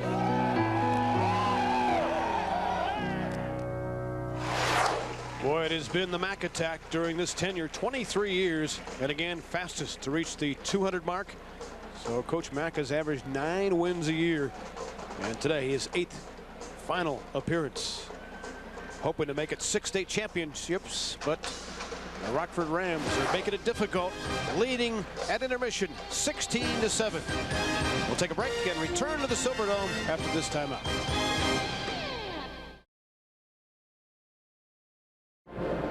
Nine-point difference right now at halftime. Fred McLeod and Stan Edwards with you from the Silverdome, and the boys Class AA final. Surprise? It is surprising. I tell you what, if I'm Rockford's head coach, I'm in the locker room and say, guys, in our wildest dreams, that's probably the only time we thought we could probably be in this position. We have one half of football to play, and if we win the second half, we're state champs. And also make sure to drink water. Drink a lot of water. You can get dehydrated down there. You really can in the dome, and coaches are very cognizant of that fact that it's not as much the turf, but the fact that you can get dehydrated in this dry air. Exactly, and if you're not used to playing in this area or in an atmosphere like this, you be careful. You can get dehydrated and start to slow down in the second half and don't know what hits you. Now, Catholic Central's been here before, so they know what to expect. But the Rockford team, as well as preparing for the Shamrocks, they got to prepare for the elements in the dome. Central is used to forcing turnovers, and they have not done it today. In fact, they have coughed up the football, which has been a key factor in this game so far. Yes, as you can see, Rogalski coming through the line, trying to get more than the first down and not very careful, didn't protect the football, and then fumbled on that play. And go back there, and Karakis comes in, and you can see the sack right there. They've been pressuring Lusky all day long. You can see on the play action again there, the blitz comes in, and they knock the ball again loose. And I thought the Shamrocks had an opportunity to cover the fumble, but the hungrier team won it, and Rockford came up with the fumble there. And it has been some offense. It wasn't just defense, as you can see right there. See the double reverse pass from Warren back to Richards. Richards find Jan all in the end zone all by himself, and that's the kind of things you're going to have to do to beat the Shamrock team. And you can watch a play action pass from Lusky and find a wide open Brzezinski in the end zone, and that was based off the Shamrocks being effective on the ground. And you find that right before the halftime, you saw the touchdown from the Rockford Rams. All right, our Detroit Free Press first half stats. First downs in favor of Rockford. Rushing yardage, this surprises Stan. 61-36 in favor of the Rams. That is a surprising stat there. But again, you're not really sure which team is showing up in the first half for the Shamrocks, because they always play from behind. They generally play from behind, but not with those kind of penalties. And look at the time of possession, Fred. That's a tremendous stat there as well. Yes, normally Catholic Central enjoys that element of a football game. They are unaccustomed to being in this situation, but they know that they can come from behind and have to call upon their poise. Yeah, I've seen Catholic Central play a couple of times this year, and I've not seen them play this poorly. They've been behind before, and that's nothing new to them. But what is kind of puzzling is the penalties and the lackadaisical attitude as far as protecting the football. If I'm Catholic Central coach, I'm a little concerned. You know, being behind is one thing because they've done that before, but the way they've been careless with the football could cost them here in the second half. And they're facing a football team that is very active and very deep, perhaps as deep a team as they have faced all season long. We'll head to break, but first, let's go downstairs and listen in on the Rockford Ram Band.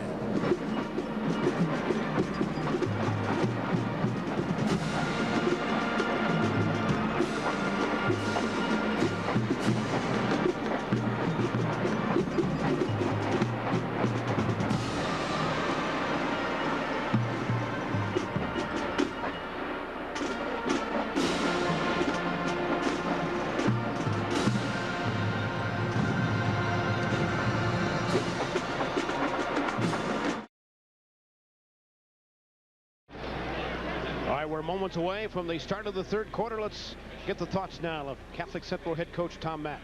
Greg? Thanks a lot, Fred. Well, Coach, it appears that during the first half, you had 3 opponents out here. The team from Rockford, also turnovers and penalties. What did you tell your team at the half? Well, I told them that our theme this year has been the magic is in believing, and that we have to believe in ourselves in the second half and come out and play great 24 minutes and try to eliminate these turnovers and try to bring the momentum back to us, to our side. And a lot of the games that you did have this season, you did come back to win in the second half. So, of course, that gives your team a little encouragement as well. Right. The last 4 games we've been behind at halftime, and so we have great confidence that we'll be able to do it. All right, Coach. Okay. Take care. Good luck in the second half. Let's take it back up to Fred. All right, Greg, thanks. Certainly Tom Mack's demeanor is one of composure and calm, and his football team reflects that, but now they got to go out and do it. I don't know if I like that philosophy that, we like to play from behind. I guess paraphrasing that is not exactly what he said, but, coming from behind all the time is just not the place you want to be. This is a championship game, and all the time, coming from behind is just not going to work. It may work today, but obviously time will tell. Catholic Central, the 2 fumbles, of course, setting up the scores. Lundberg and Savickas recovering those for Rockford. Meanwhile, the Rams early, not much going. But then the mistakes by CC setting the table. Catholic Central will get the kickoff to start the third quarter. Steve Ivey is back, along with Kyle Ensminger. We haven't seen much of him because he's fighting back from a knee injury.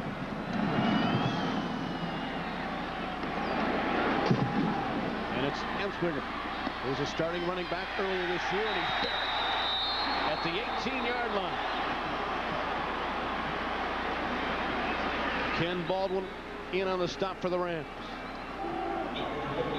Along with Luke Greenland, the kicker. How about that?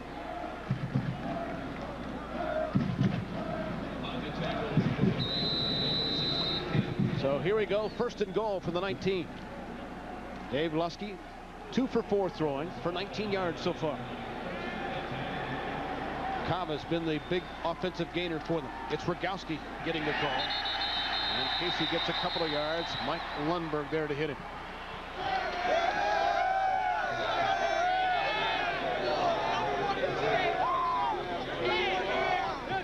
They're getting cocky over there.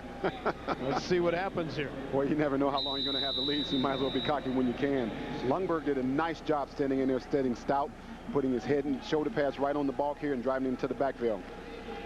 2nd down and 9 for the Shamrocks.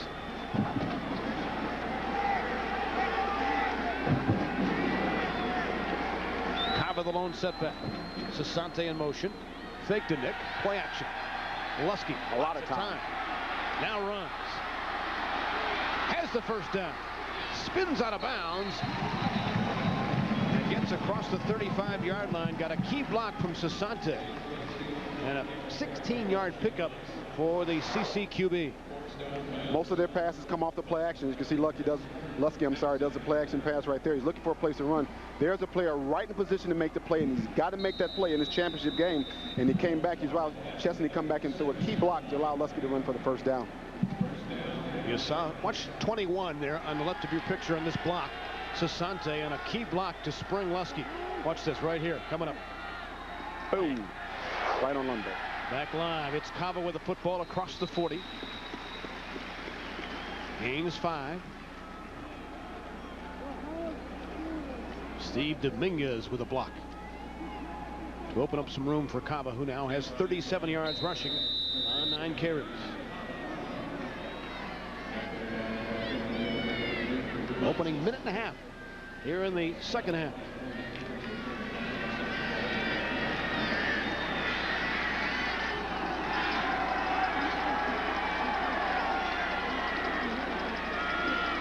Lusky, quick drop, throws a dart, but it's off target. Intended for Wolke. Not like Lusky to be off the mark that much. Threw it behind the receiver and almost into the hand of the defender. So it'll be 3rd and 5.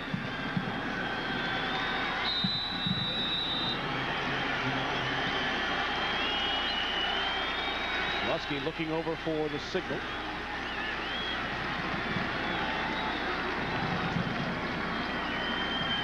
Justin Sweeney, number 88, checks in as a pass receiver. Play clock's running down.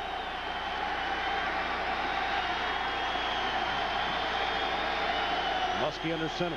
Kava and Rogowski behind him. Play action. Lusky sets up, throws it too hard, and back for Brzezinski.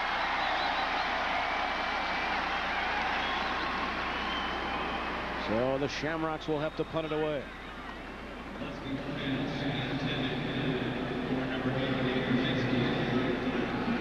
Good stand by the Ram defense. Good stand. Especially the way the drive started for the Shamrocks. Exactly.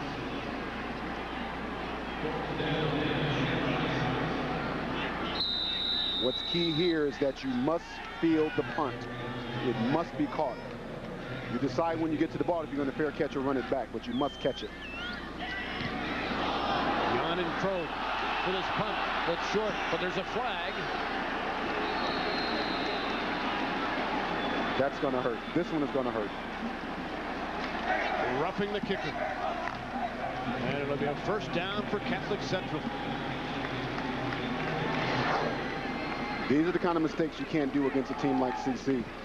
You've already... Oh. Yes, he'll get an Oscar, but you never should have been close enough to even bump into him. I mean, you're going to get the ball back in great field position by stopping him on the first series and beginning of the second half. Why even make it close? Stay away from the kicker. Don't even allow a referee to make a call like this. Rockford's fourth penalty flag. Each team now has been docked for yardage because of roughing the kicker. I mean, the intensity's up. You're in the championship game. You want to make a play, help your team win. At the 43. Double reverse. Sassante has it. Turns it up north across the 40. A gain of 5. Lundberg and Caracas there to stop him for the Rams. That borders on being wild for the Shamrocks. Yeah, this is one of their way back in the deep playbook type of plays. See the fool like cameraman right there, ran reverse. Sante got as much positive yards as he possibly could out of that play as been running. They're running off the counter. They hand it to the running back, and he gives it back to Sante. Sees a little area upfield, plants, cuts upfield. Ball given off to Kaba. And the lumbering fullback gets across the 35 for a gain of 3. Yeah, double reverse for the Rams. It's like ho-hum, big deal. Yeah. They've had the double pass for the touchdown. They've had the reverse in the kickoff. They probably started their practice sessions with a double reverse. 3rd down and 2 now for the Shamrocks. We've passed the 3-minute mark elapsed in the 3rd quarter.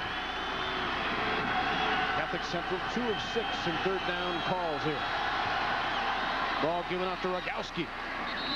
Surges forward, has that first down. Casey Rogowski broke his leg in the preseason scrimmage. Thought his season was over.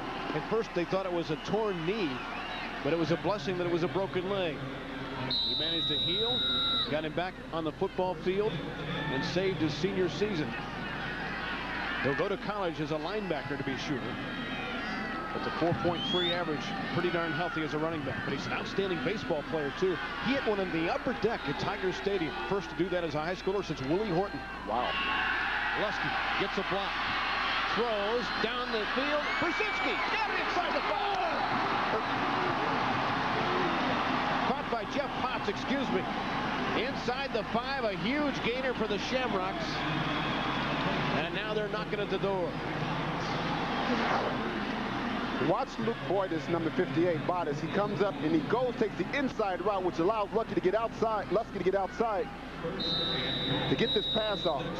When you see a quarterback like that comes in rolls, you want to make sure you keep him inside where all the pressure is coming from. He took the wrong route inside, allowed him to come outside to complete the pass.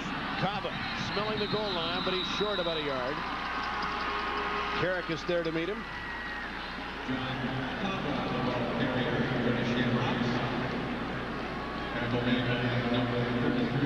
John wincing a bit as he heads back to the huddle. And now he's going to come out. I thought he was motioning as if he needed a breather. But no, he's going to stay in there. Potts, who made the big catch, back in there for the Shamrocks. He'll line up as a tight end. 2nd and goal. Ball handed off to Cava. Closer to the goal line, but he's shot. Rob shot. Kept him from scoring.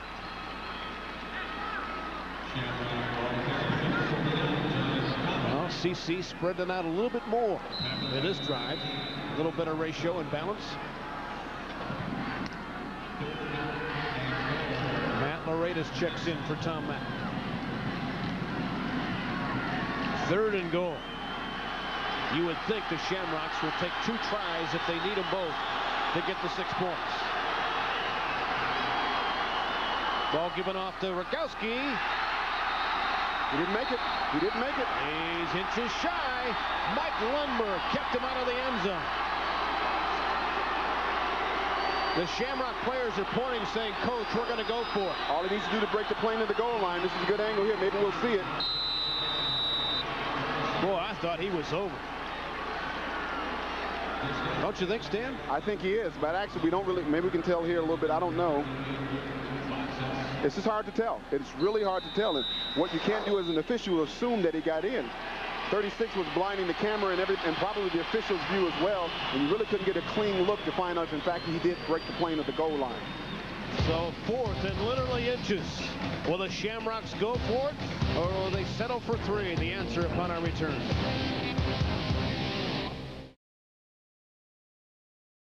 Outside the goal line, Catholic Central going to go for the opportunity to get close here. Tom Mack, depending on his big guys up front, and either Cava or Rogowski to punch it in. One way or another, this will be the turning point of the game. No question, the biggest snap so far. The Rams digging in defensively. Ball given off. Cava, touchdown!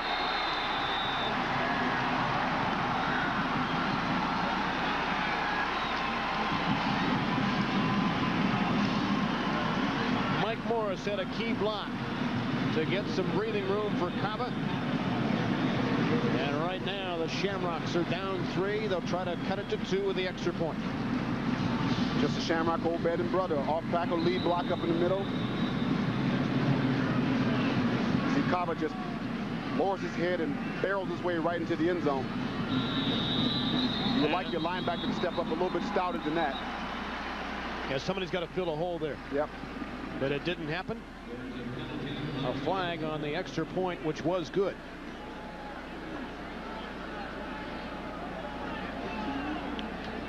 What we've got is a dead ball, encroachment. Now, no, the play didn't happen. The play didn't happen. All right, now, Captain, you can decline the. You want to leave it where it is? Mike, Ray, Ralph, we're going to leave the ball where it's at. They can decline the distance. We're just going to replay the down. So they'll kick it again. As you heard, the dead ball foul. The extra couple of yards doesn't mean anything.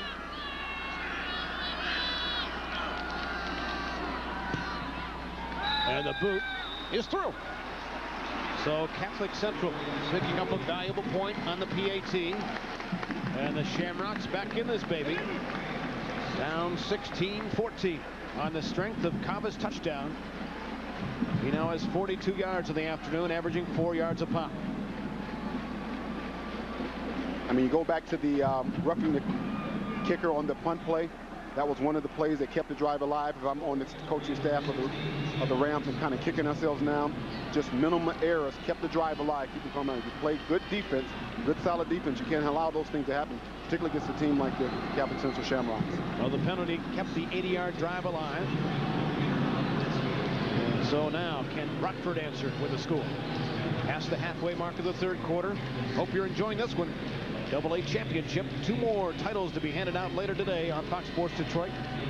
Double C and Double B. 5 and 8 o'clock. Matt Shepard, Rob Rubin for the 5 o'clock call.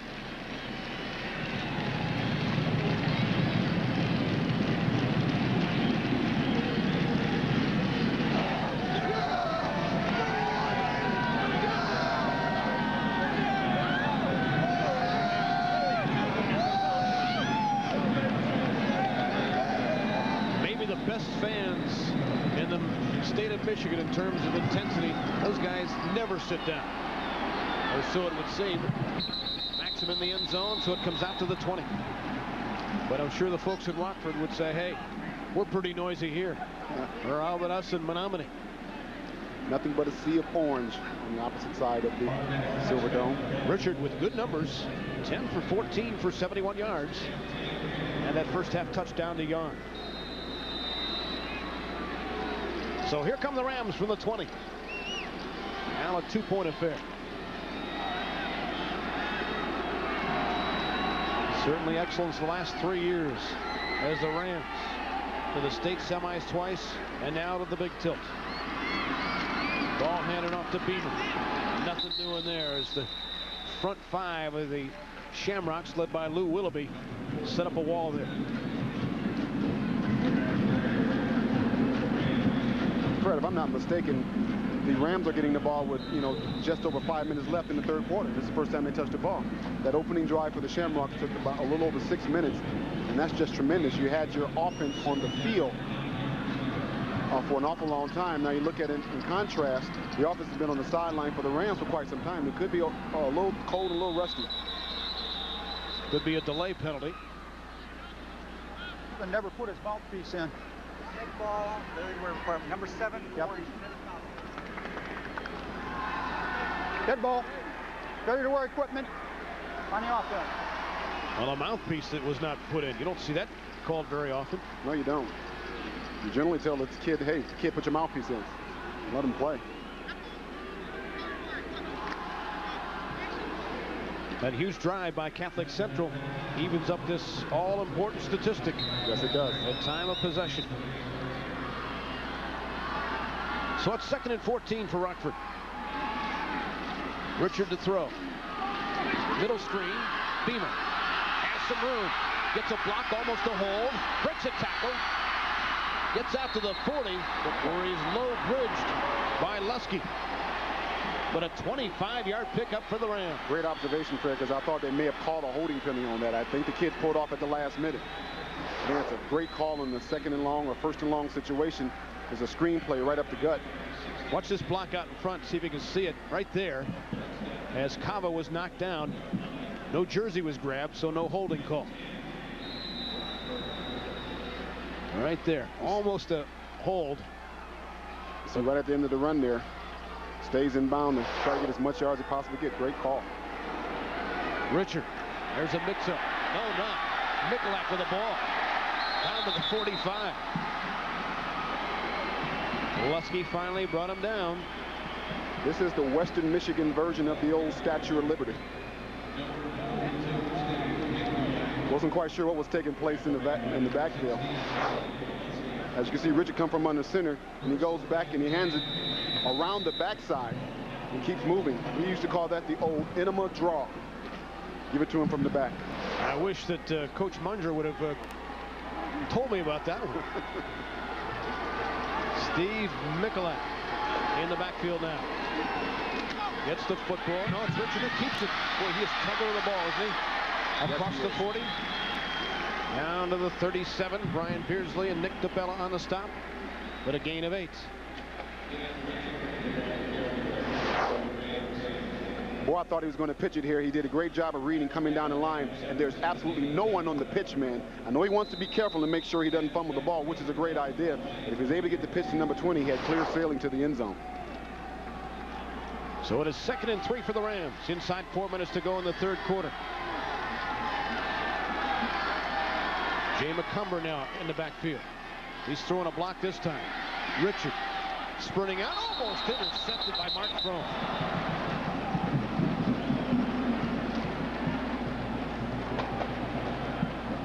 Richard knows he got away with one there. Yes, he did. As you see right here, he's dropped back and looking for a receiver open. I think they're running and passing very well as far as their play selection there. As you can watch right there, the receivers, he's there now. He's waiting. He's waiting. He's waiting. He's got his arms up. Richard waited a hair too late and allowed the defender to come in and break that pass up, almost causing an interception. So Rockford 3 for 7 in third down situations. Hoping to even that up. Again, that Statue of Liberty play. Lundberg, first down and more. Out across the 25-yard line. Dave Lusky finally tripped him up, but a gain of 12. Hey, I like that play. I'm quite sure they do as well. Do you think that's something perhaps they put in as a wrinkle this week? They must have, because what happens is that once as a linebacker you watch the quarterback, after he clears the back, you assume he's not going to be a running play. He's setting up for the pass. You tend to turn your head and take your eye off the quarterback. Well, he sneaks behind him and slides the ball in there, and he's got a lot of running room. Lundberg, who just lugged the ball, is the lone running back for the Rams. Richard himself. Quarterback draw. Jeremiah Hicks on the stop, but a 4-yard pickup for Rockford. They frankly have moved the ball better, Stan, than I thought they would. Yes, they have. I think going back to what we talked about at the top is their play selection. They've mixed it up very well. They've not stuck with one attack. They've kept the Shamrock defense guessing. They don't know what they're going to do next. Yeah, they really have. They've kept them off balance all afternoon. From tricks to the dyed-in-the-wool stuff. Oh, that mouth is open there. He might be sucking a little bit. That's Jeremiah Hicks, their stalwart tackle. He's only a junior. Ball handed off inside. Savickas on the carry on the counter. John Absher with a tackle for the Shamrocks. A pickup of 3. Down to the 18. That inside handoff counter was very successful for them in the first half. Those are the kind of plays you can't live with. You can use them up after a while. They don't work anymore.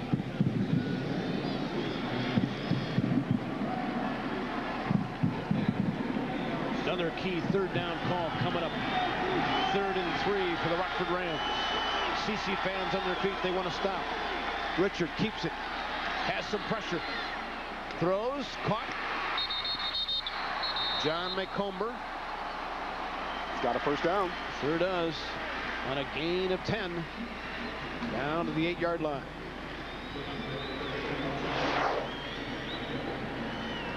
Richard's off play action. Looking downfield, he does a great job of scrambling, because once he's flushed out of the pocket, he doesn't panic and tuck the ball down. He looks to see if he's going to find anyone open. Good ball fake there. He's looking downfield. He's looking. Hey, there's someone. Someone I recognize that is on my team. Great pass for a first down. What balance, though, for Rockford. They're spreading around. Oh, good fake. Pass. Good fake. Into the end zone. Touchdown, Keith Word. Oh. Again, he's their backup quarterback who also plays wideout. And he got the Shamrocks to bite. I'm going to assume that ball fake was never intended to go to a receiver downfield. That was tremendous. He got the Shamrock defenders off their feet and just ran around them. See him take one step up. Look, he's not throwing to anybody. There's a ball fake pump. Got him up. Oh, that's great. That's basketball. That's all it is. And he sees the end zone. Touchdown. Watch Wern lose to Sante and then beat Casey Rogowski. I don't know. Maybe he was trying to hit him in the end zone. I don't know. But great awareness to find out that, listen, if I get this guy off his feet, there's nobody between me and the end zone. And Ralph Munger looking like Bill Cowher on the Rockford sidelines. Again, they answer. They have reason to smile. The Rams are more than hanging tough. They're leading the defending champs by 9 at the Silverdome.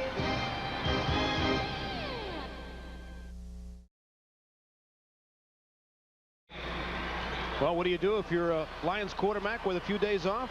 You go watch some football. Charlie Batch is here, and I'm sure he's been entertained by what's happened in the big school championship game. He's got a bright future in this league. Yes, he does. Boy, he was brilliant in the 4th quarter on Thanksgiving Day. Yes, he was. Throwing it on a rope. Still learning, but he's going to be awfully, awfully good. The Rockford Rams have regained the 9-point lead. The Shamrocks certainly do not want to get in any kind of offensive shootout. That's not their MO. Wolke returns, but not much.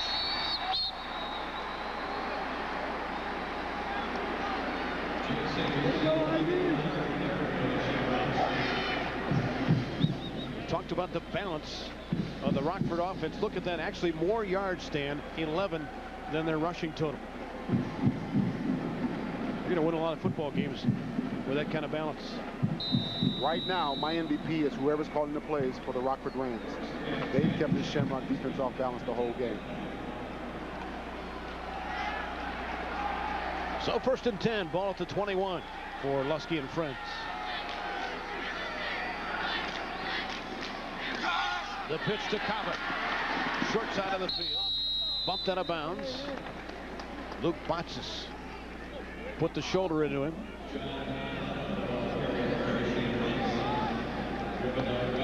It's out to the 27-yard line.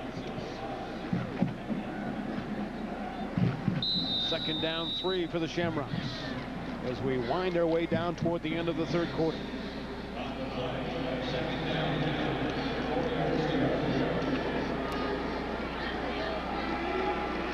Tom Mack has to be concerned.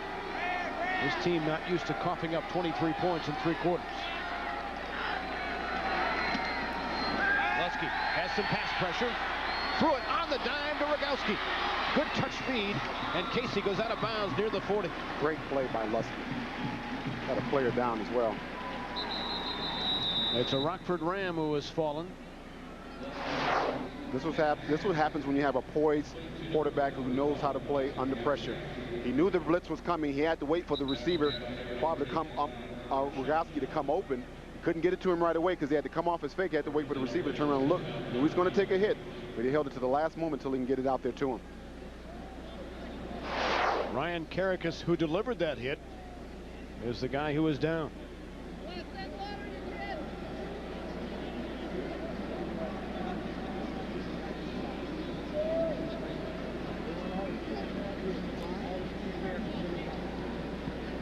They just had the wind knocked out of him. Yeah, let's just hope that's the case. Here's the base. Seems to be fine. He's played well today. You don't want him to miss the remainder of the game due to injury. Ryan forced the 2nd fumble in the 1st half by CC. So he's had a heck of a ball game. Get in on the latest of the local NFL scene with Lions Weekly. See the latest highlights, player interviews, and Coach Bobby Ross's salute to a Michigan high school football program.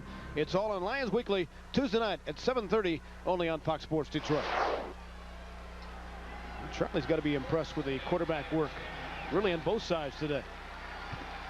Richard and Lusky handling their ball clubs. Lusky on the play action. Well, Charlie Batch loves to run. Down deep, looking for his big tight end, Brzezinski. Got it inside the 30-yard line. Nick with his 2nd grab of the day, a gain of 36. You don't get much better than that, Fred.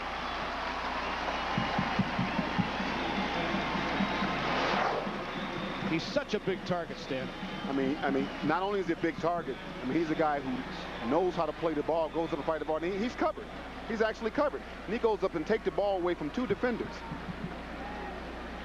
Like I say, he runs good pass route, and he's actually by the receivers. He got to come back and adjust to the ball, and adjust he does. Well, as you say, he actually runs wide receiver routes. He's that quick. He is. So 1st and 10 Shamrocks now. Ball at the 29. Ball given off inside to Kava. Wrapped up pretty quickly by Lundberg after a pickup of 3. Final half minute of the 3rd quarter, but a big play for the Shamrocks.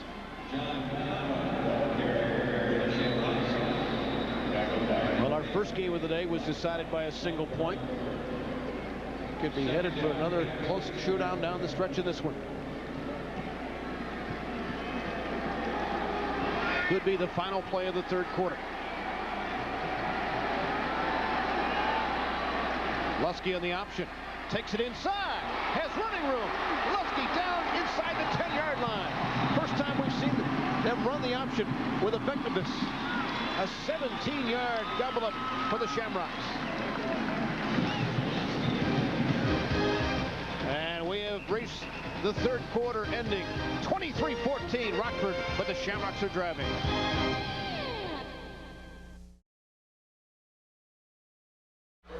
Well, the Shamrocks knocking on the door.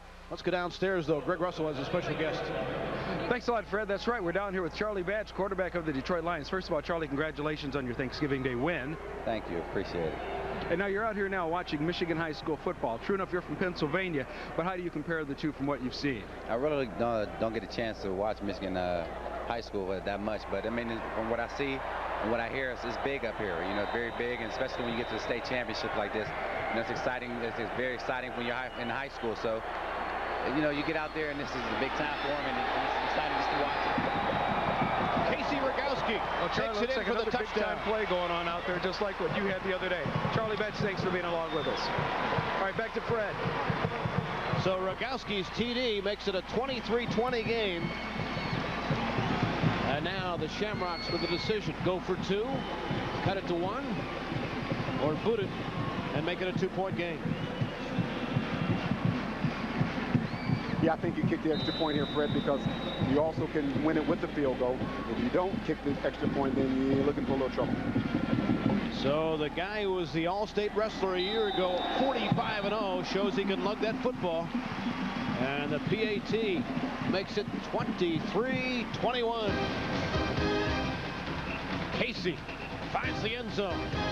Rockford's turn when we come back.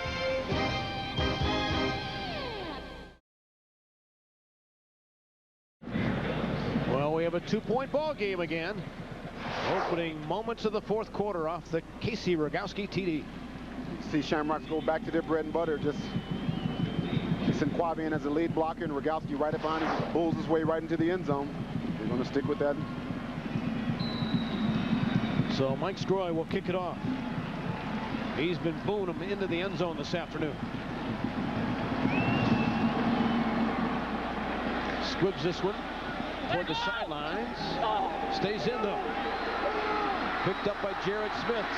A little skip back. And he's brought down by John Hill. Well, as a football fan, you certainly hope that the big school championship will come down to the final drive, and it could happen. Central with a great drive of their own, 80 yards with the Rogowski 9-yarder. Didn't take him very long. The big pass to Brzezinski, the springboard.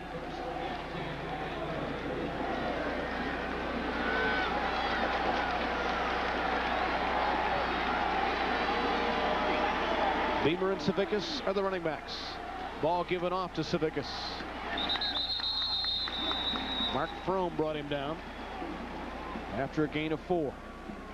And if you're the offensive coordinator for the Rams, you got to remember what got you to this point. You can't panic. Of course, the game's going to be close because you're playing the top team in the state. You got to make sure you continue to mix it up.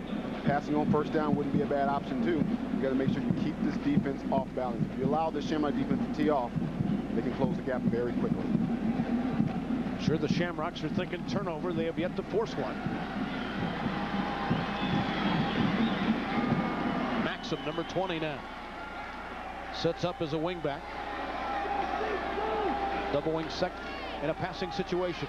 Richard flushed out. Being chased. Avoids a sack. Throws on the run. Incomplete. Ralph Munger wanted pass interference. Nick DeBella was there with a blanket coverage. Wasn't successful, but not a bad play by Richards. He was flushed out, but he still had an opportunity to get the ball down and avoid a major loss in the sack behind the line of scrimmage. You can see he avoids one rusher right there, and he's pulling out. He never panics. He waits for the receiver to come open and almost makes one heck of a play. You can see Richard is very comfortable throwing on the run. Rockford, a very good percentage in third down situations. They need 7 for the pickup. Need to get out to the 28. Richard to throw. Pressure from Willoughby. The screen to Beamer. Takes a pop by Sasante. Short of the first down. Justin, a 205-pounder, met him head on. If he doesn't make that kind of hit, Stan, it's a first down. And that's how you bring it on third down. You know that you have to stop the man, and you're the only man between him and the first down. You have to flat out bring it, and Sasante did at that time. David Risco and his 41-yard average as a punt. Will boot it away here. Good high kick. This kid has a good leg. Fair catch signaled for by Jason Wolke. But the Shamrocks finally stopped the Rams. Now they have to put together another march.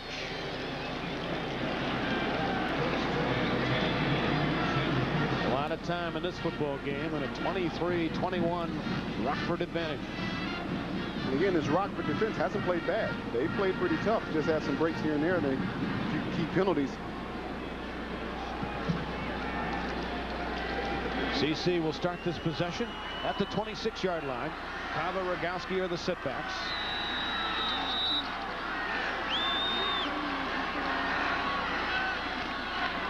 The pitch short side. Rogowski turns the corner, or Kava rather, forced out of bounds across the 30. He picked up 8.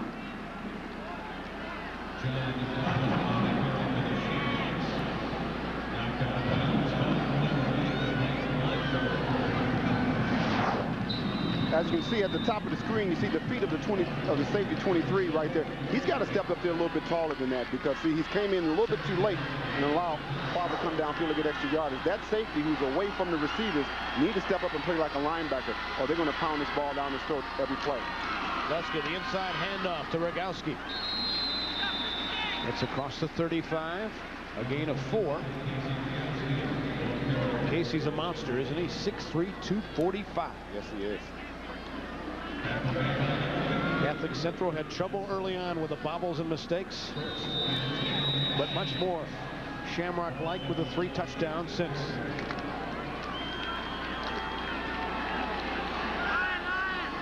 Sassante joins the big beef in the backfield. Justin gets the ball. Gets across the 40. Doesn't carry the football very much. Mike Lundberg, we've called his name a lot, in on the stop.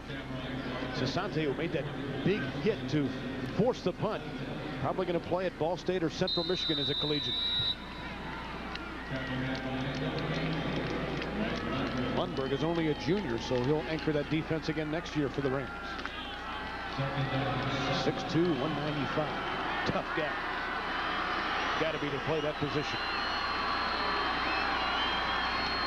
Luskey fakes the handoff. Flushed. In trouble. He's go down.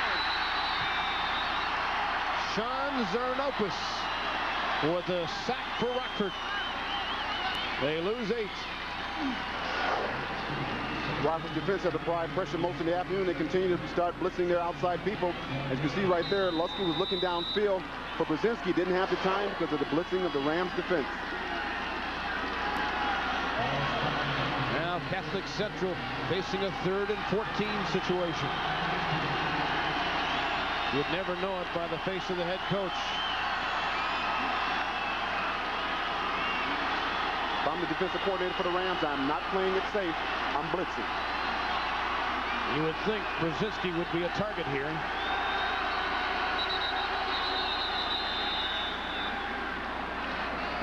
Delayed. Okay. Now this will cost the Shamrocks 5 more.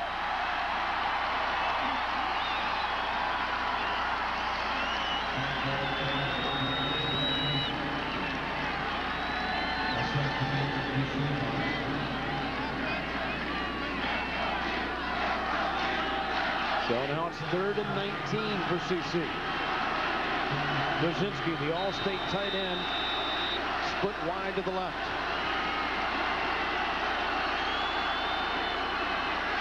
Luskey steps up, guns it. Nowhere near his intended receiver. He was lucky that was not picked off. Karakis was there, so was Courtney Yon for the Rams.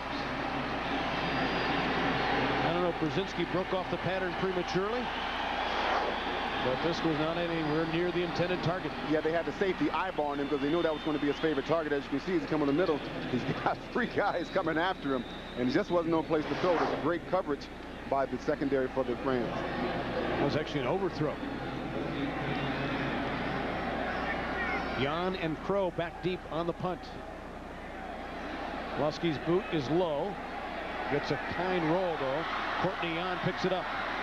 And he's consumed right away. Matt Loretas made the stop for Catholic Central. Rams now thinking kill that clock and maybe get some points. Inside 8 minutes to go in the ball game. And the Rams clinging to a 2-point advantage. But I think when you think about killing the clock, that shouldn't take you away from the things that got you here, because they've never been successful running the ball up and down the field with the Shamrocks this afternoon. So you got to make sure they continue to mix it up. Pass here and there, passing on first down would be a great idea right here. Richard with good numbers. Keeps it. Gets a block. Turns it inside. Near midfield. Or not. He picked up 12. Nick Cato finally got him. But Richard has done the job today for the Rams. I mean, Richard's done an outstanding job. Good read there. Pulls the ball from the fullback and sprints upfield, looking for the open spot. Great run for a first down. I mean, he has been their guy. He's been the one that they've leaned on for all the leadership, and he stepped up big time. Ball handed off in the counter. It's Savickas. Not much running room there. Just gained 1 because of Jeremiah Hicks putting up the stop sign. 7:20 left in the fourth. Coach Munger has a shuttle system to bring in new plays, constantly moving players in and out.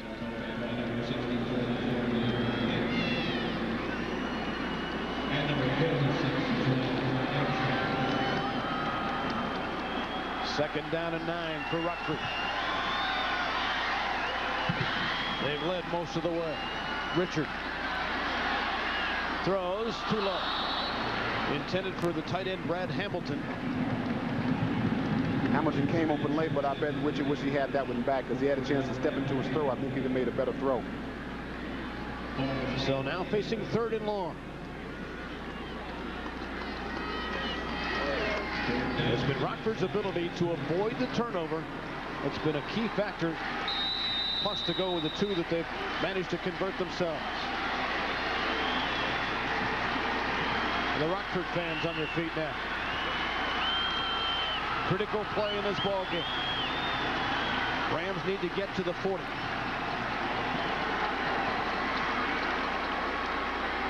Play action. Richard with time. Tripped up in a great defensive play. Jeremiah Hicks. That's sensational. Because Richard was able to roll out and had some space to at least buy some more time, but a 4-yard loss and a terrific defensive play. Standing looking downfield, a lot of the routes that they were running were way beyond the first down mark. That's a tremendous play by Hicks back there in the backfield. But I was looking at their receivers downfield, and they were 15, 20 yards past the marker. They just need to go enough distance for the first down and turn and stop. Good point, Stan. Risco, high booming kick. Lusky and Ivy back there. So Catholic Central still more than a half a quarter to go, but Jeremiah Hicks, despite being blocked, came up with a Shamrocks defensive play of this half.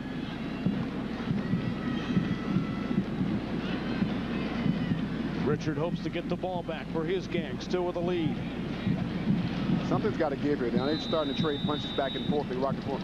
This defense is going to tire and give up some big points. I think the Shamrocks are going to have to start moving the ball too. I know they're used to coming from behind in the 4th quarter, but time is starting to run out.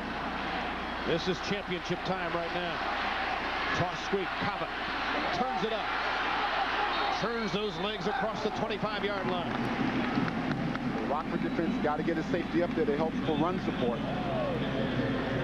Lundberg and Jan run them out of bounds. Cava with a gain of 16. He's got 68 yards now on 16 carries.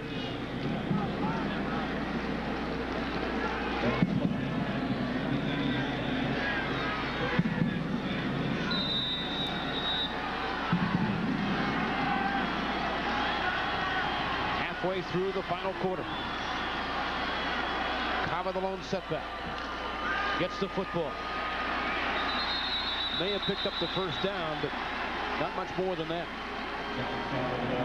Or excuse me, it was already a first down. My mistake. Barely a yard for the Shamrocks.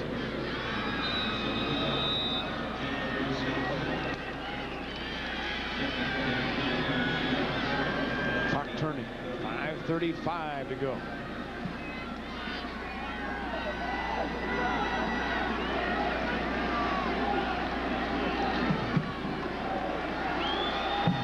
leaves him to the line. Casey Rogowski, the single setback. Man in motion, Sasante. They fake it to him. Lusky steps up, going deep, going long. Caught! Shamrocks! Can you believe it? Touchdown, CC! Can you believe it? Derek Anderson!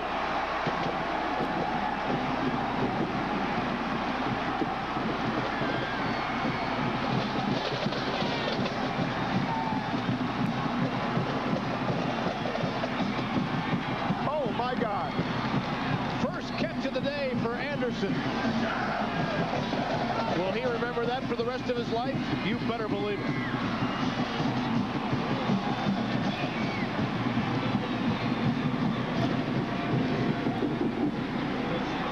Absolutely amazing.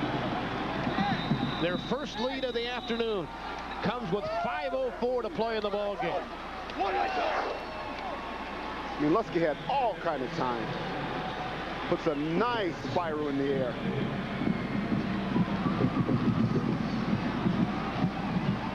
You can't answer anything any better than that. Great concentration. You could be looking at the final catch of Derek Anderson's football career. Exactly. And Maxim was there. He was in position to make the play, just didn't execute. What a strike.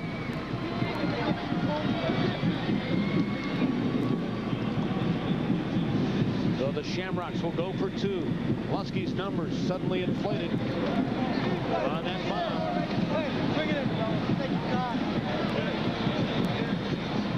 I mean, Derek Anderson hardly played today. And he comes up with a play of the ball game.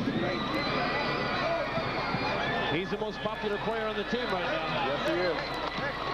I mean, great concentration on his part. I don't think he'd have trouble getting a date tonight either.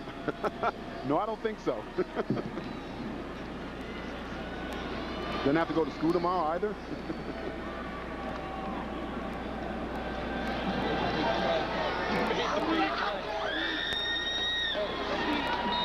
What a lightning strike.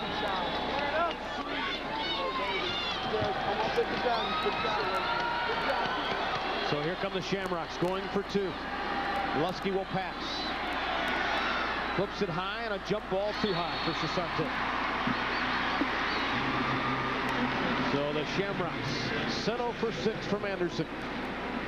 But they have a 4-point lead. Lots of time though left for the Rams of Rockford. Stay tuned for the stretch run on Fox Sports Detroit.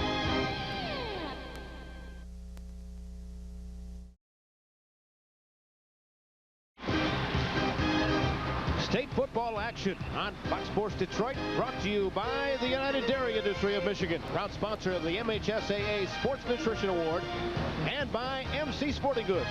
Gear up for the holidays at your store of dreams.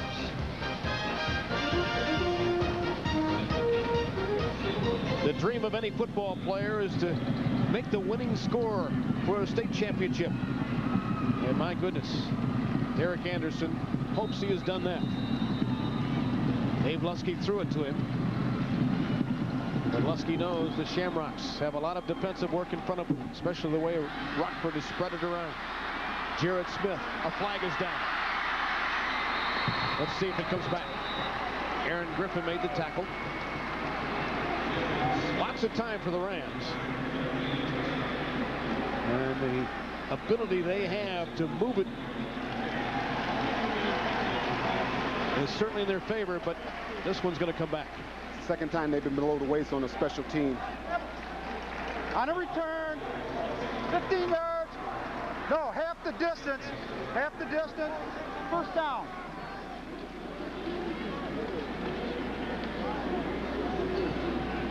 First time in this game that Coach Munger's team has had to come from behind.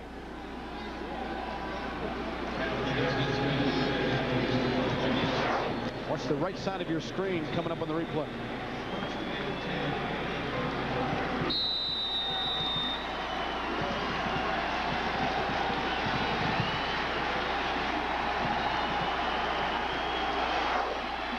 Hard to tell. Phil Beamer gets the ball. No, it's Richard who keeps it. It's across the 15. Nick Cato brought him down after a gain of 5. 4:45 left. Now we're going to see the true character of this Rockford football team. They're finally down, and see if they're going to just give up or come back and fight. Tom Mack can taste another championship. But the Rams have been so tough. Although a 0 on the board for them in the 4th quarter. But Catholic Central with the 13 points to take the 4-point lead.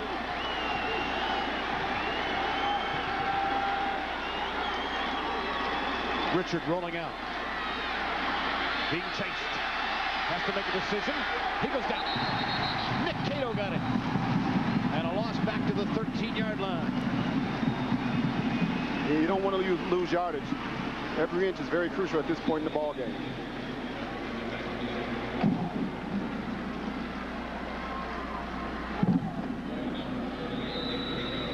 Time still not yet a factor for the Rams. But the yardage marker is 3rd and 9. They've been pretty proficient today, 5 for 11 in these 3rd down situations. Yeah, that's not bad. They need to remember they only need to go 10 yards actually for a first down. And we need 20 and 25-yard pass practice, just 10 yards. Need to get to the 23. Richard to throw for it. Fires a dart behind the receiver. Contact after the ball went by. And a pretty big hit. Forces the Rams to kick the football. He had a good route, but the ball was right behind the receiver. I think he had an opportunity to get a first down. He had a shot. Richards has been pretty much on target the whole afternoon. He was a little bit behind the receiver at that time. Brian Beardsley made that hit. You'd think he was playing lacrosse. And he's one of the best in the Midwest at playing that sport. Maybe it came in handy there. This goes punt. Thumped it. Steve Ivey. And he is brought down inside the 30. 3:04 left to play. And now the Shamrocks will try to kill some clock. Tremendous punt by Rusco. And not only the tremendous punt, it's an excellent job by the punt coverage team to get downfield to cover it. Generally, when you get a kick like that, you kind of outkick your coverage and allow the return man room to maneuver. Well, not only does he get distance, but he gets height on those kicks. Yes, he does. Now, the Rams have 3 timeouts left. They're in a good position to get the ball back if they can keep them to 3 downs and punt. Rogowski and Kava behind Lusky. Ball given off to Casey. Finding a pretty good hole on the left side for 4 yards. Luke Botsis made the stop.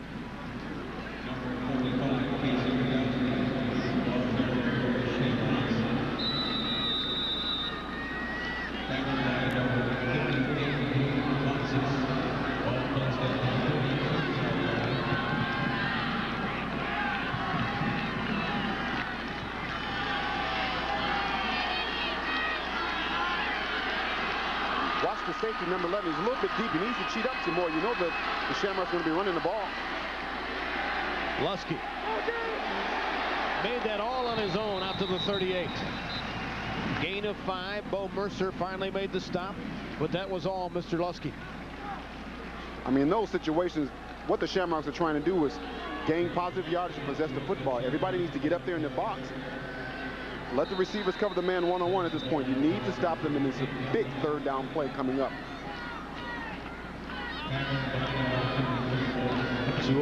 Actually 1:59 to play. Lusky learned the quarterback position from his dad, Bob, who played at the U of D, and then on to the Minnesota Vikings. This guy's a 3-sport captain, so that tells you all you want to know about leadership ability.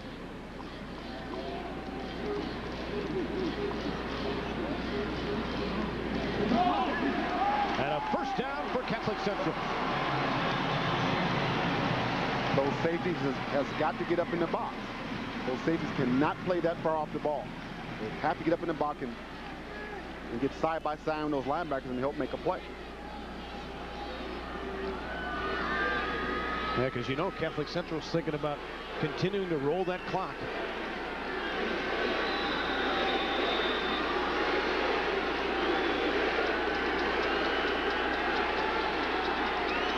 chant of CC goes up in the Silverdome.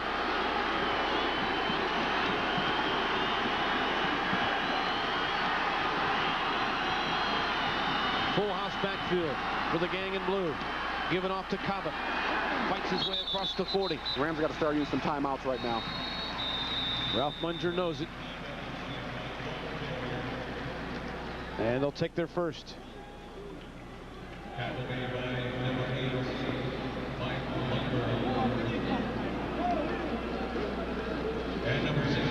They're signaling a timeout for Catholic Central. And now they change it. That made no sense. You know the Shamrocks aren't going to stop the clock with 1:36 to play. Absolutely.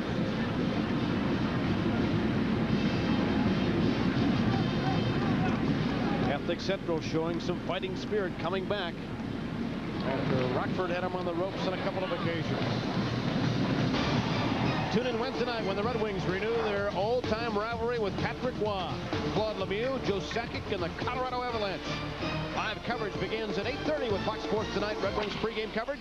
It's the Wings and the Avs from the Mile High City on Fox Sports Detroit. Casey Rogowski back in August.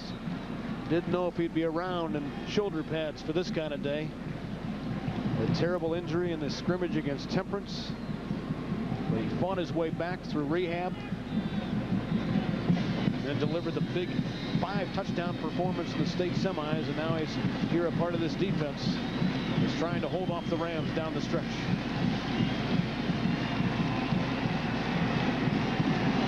Coming at 5 o'clock, the Double C championship game. Whitmore Prescott against Montrose. Matt Shepard, Rob Rubik with a call. Ball given off to Rogowski. Casey across the 50.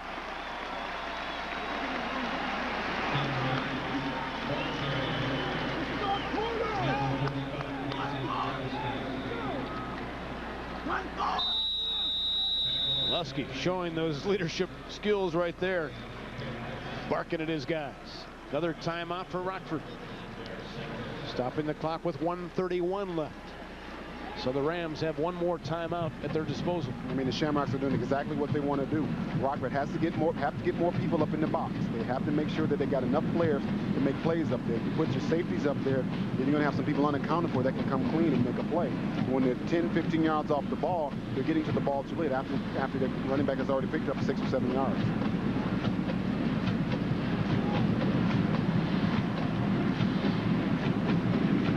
Munger trying to light a fire under his defense. They need to somehow strip this football.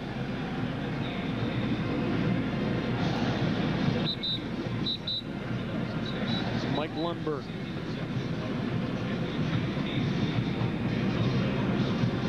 Focusing in on the task at hand.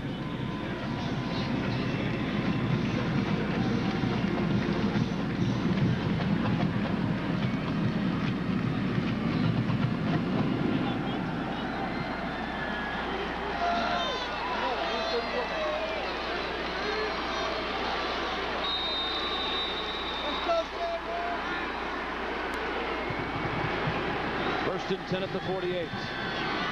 Ball given off to Kaba. Gets to the 46, so a gain of 2. And again, Rockford calls timeout.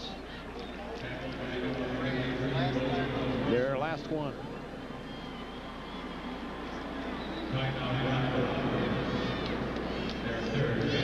So what do you do in this situation as a defender, Stan?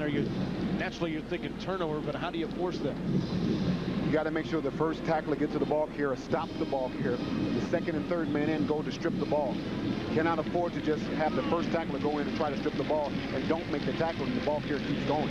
Now when you played at Kettering, did your coaches teach you, did you spend drills on how to knock the ball away? Yeah, they didn't teach me because I was on offense, so I wasn't a part of that crowd. But yeah, you teach it in. You got to make sure that you secure the ball carrier first, and then the second and third man, and go in and try to punch, break, anything you can to pull the ball loose.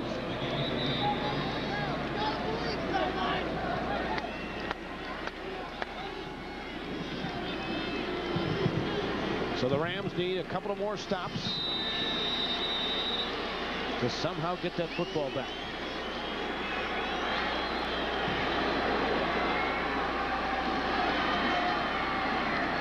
Rogowski, nothing doing. Good penetration that time by the Rams defense.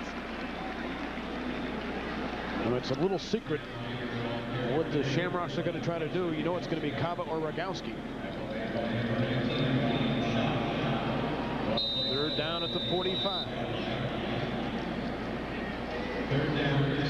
1 minute to go.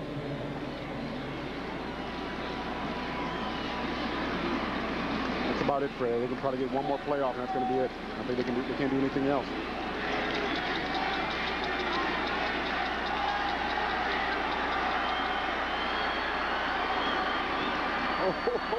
Near turnover. Exactly. Kava got the handoff. That's the ball game, yeah. But that blitz was timed perfectly. Rob Schock made the tackle. Watch how close this is. Can't get much closer than that. In this point in the game, I'm not sure if Lucky shouldn't have thought about backing out and just taking a knee. Luke Botsis almost got there on the handoff, but couldn't quite make it. There's actually a 2-second difference between the play clock and the game clock, but I don't think they're going to call delay of game on this. They are. That's a good job. Delay. 2 seconds to go. And now Tom Mack wants to make sure that everything is clean on this center snap. I don't think we'll see a Joe Pisarcik handoff here. No, I don't think so. At least I hope not. Remember the former Giants quarterback who botched it? Herman Edwards of the Eagles picked it up and ran it in. Yep. When all they had to do was down the ball. Rockford has put up a tremendous fight today, leading most of the way. But the tears of joy begin to stream. It's all about chemistry and teamwork, loving your teammates. Tom Mack talked about that in our halftime feature, that it's the system that prevails, not the individual player. It's one thing being expected to win and being the front runner throughout the season, but when it actually happens, it finally hits you, and you're still just as exciting, just as gratified.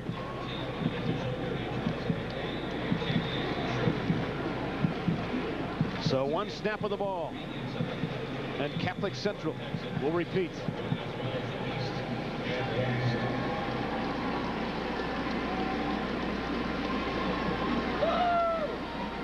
Heartache on the Rockford side.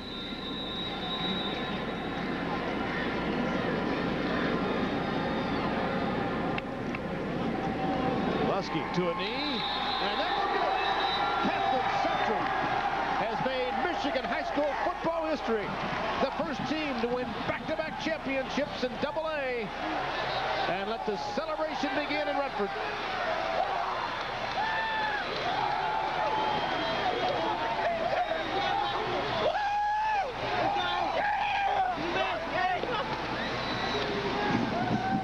Well-deserved victory for one of the best programs in the Midwest.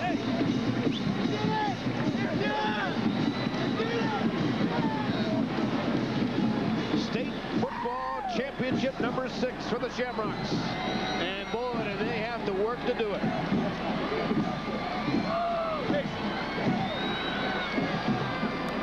Their 5th title of the 90s. Will return for the trophy celebration. Hail to the Shamrocks, the class of Class AA.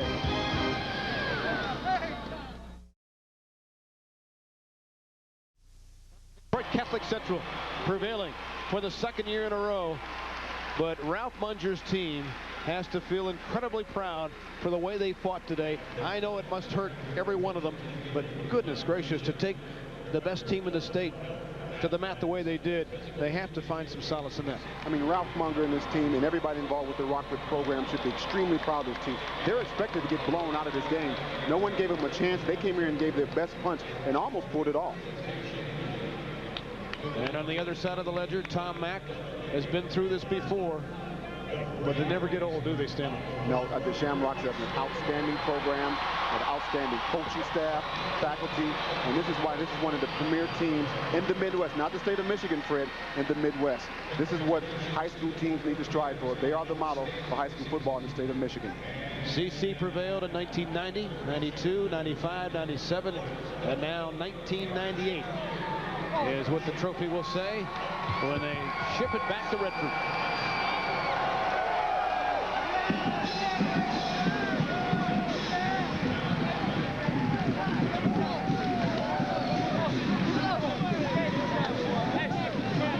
It's easy to say you're number one, but you have to earn it. And Tom Mack and crew certainly did again on the floor of the Silverdome. Nobody in the state has anything out of it.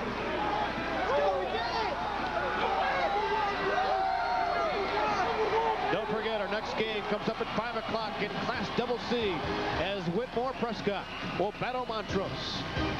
Now for everybody on our Fox Sports Detroit crew, I'm Fred McLeod saying so long from the Pontiac Silverdome.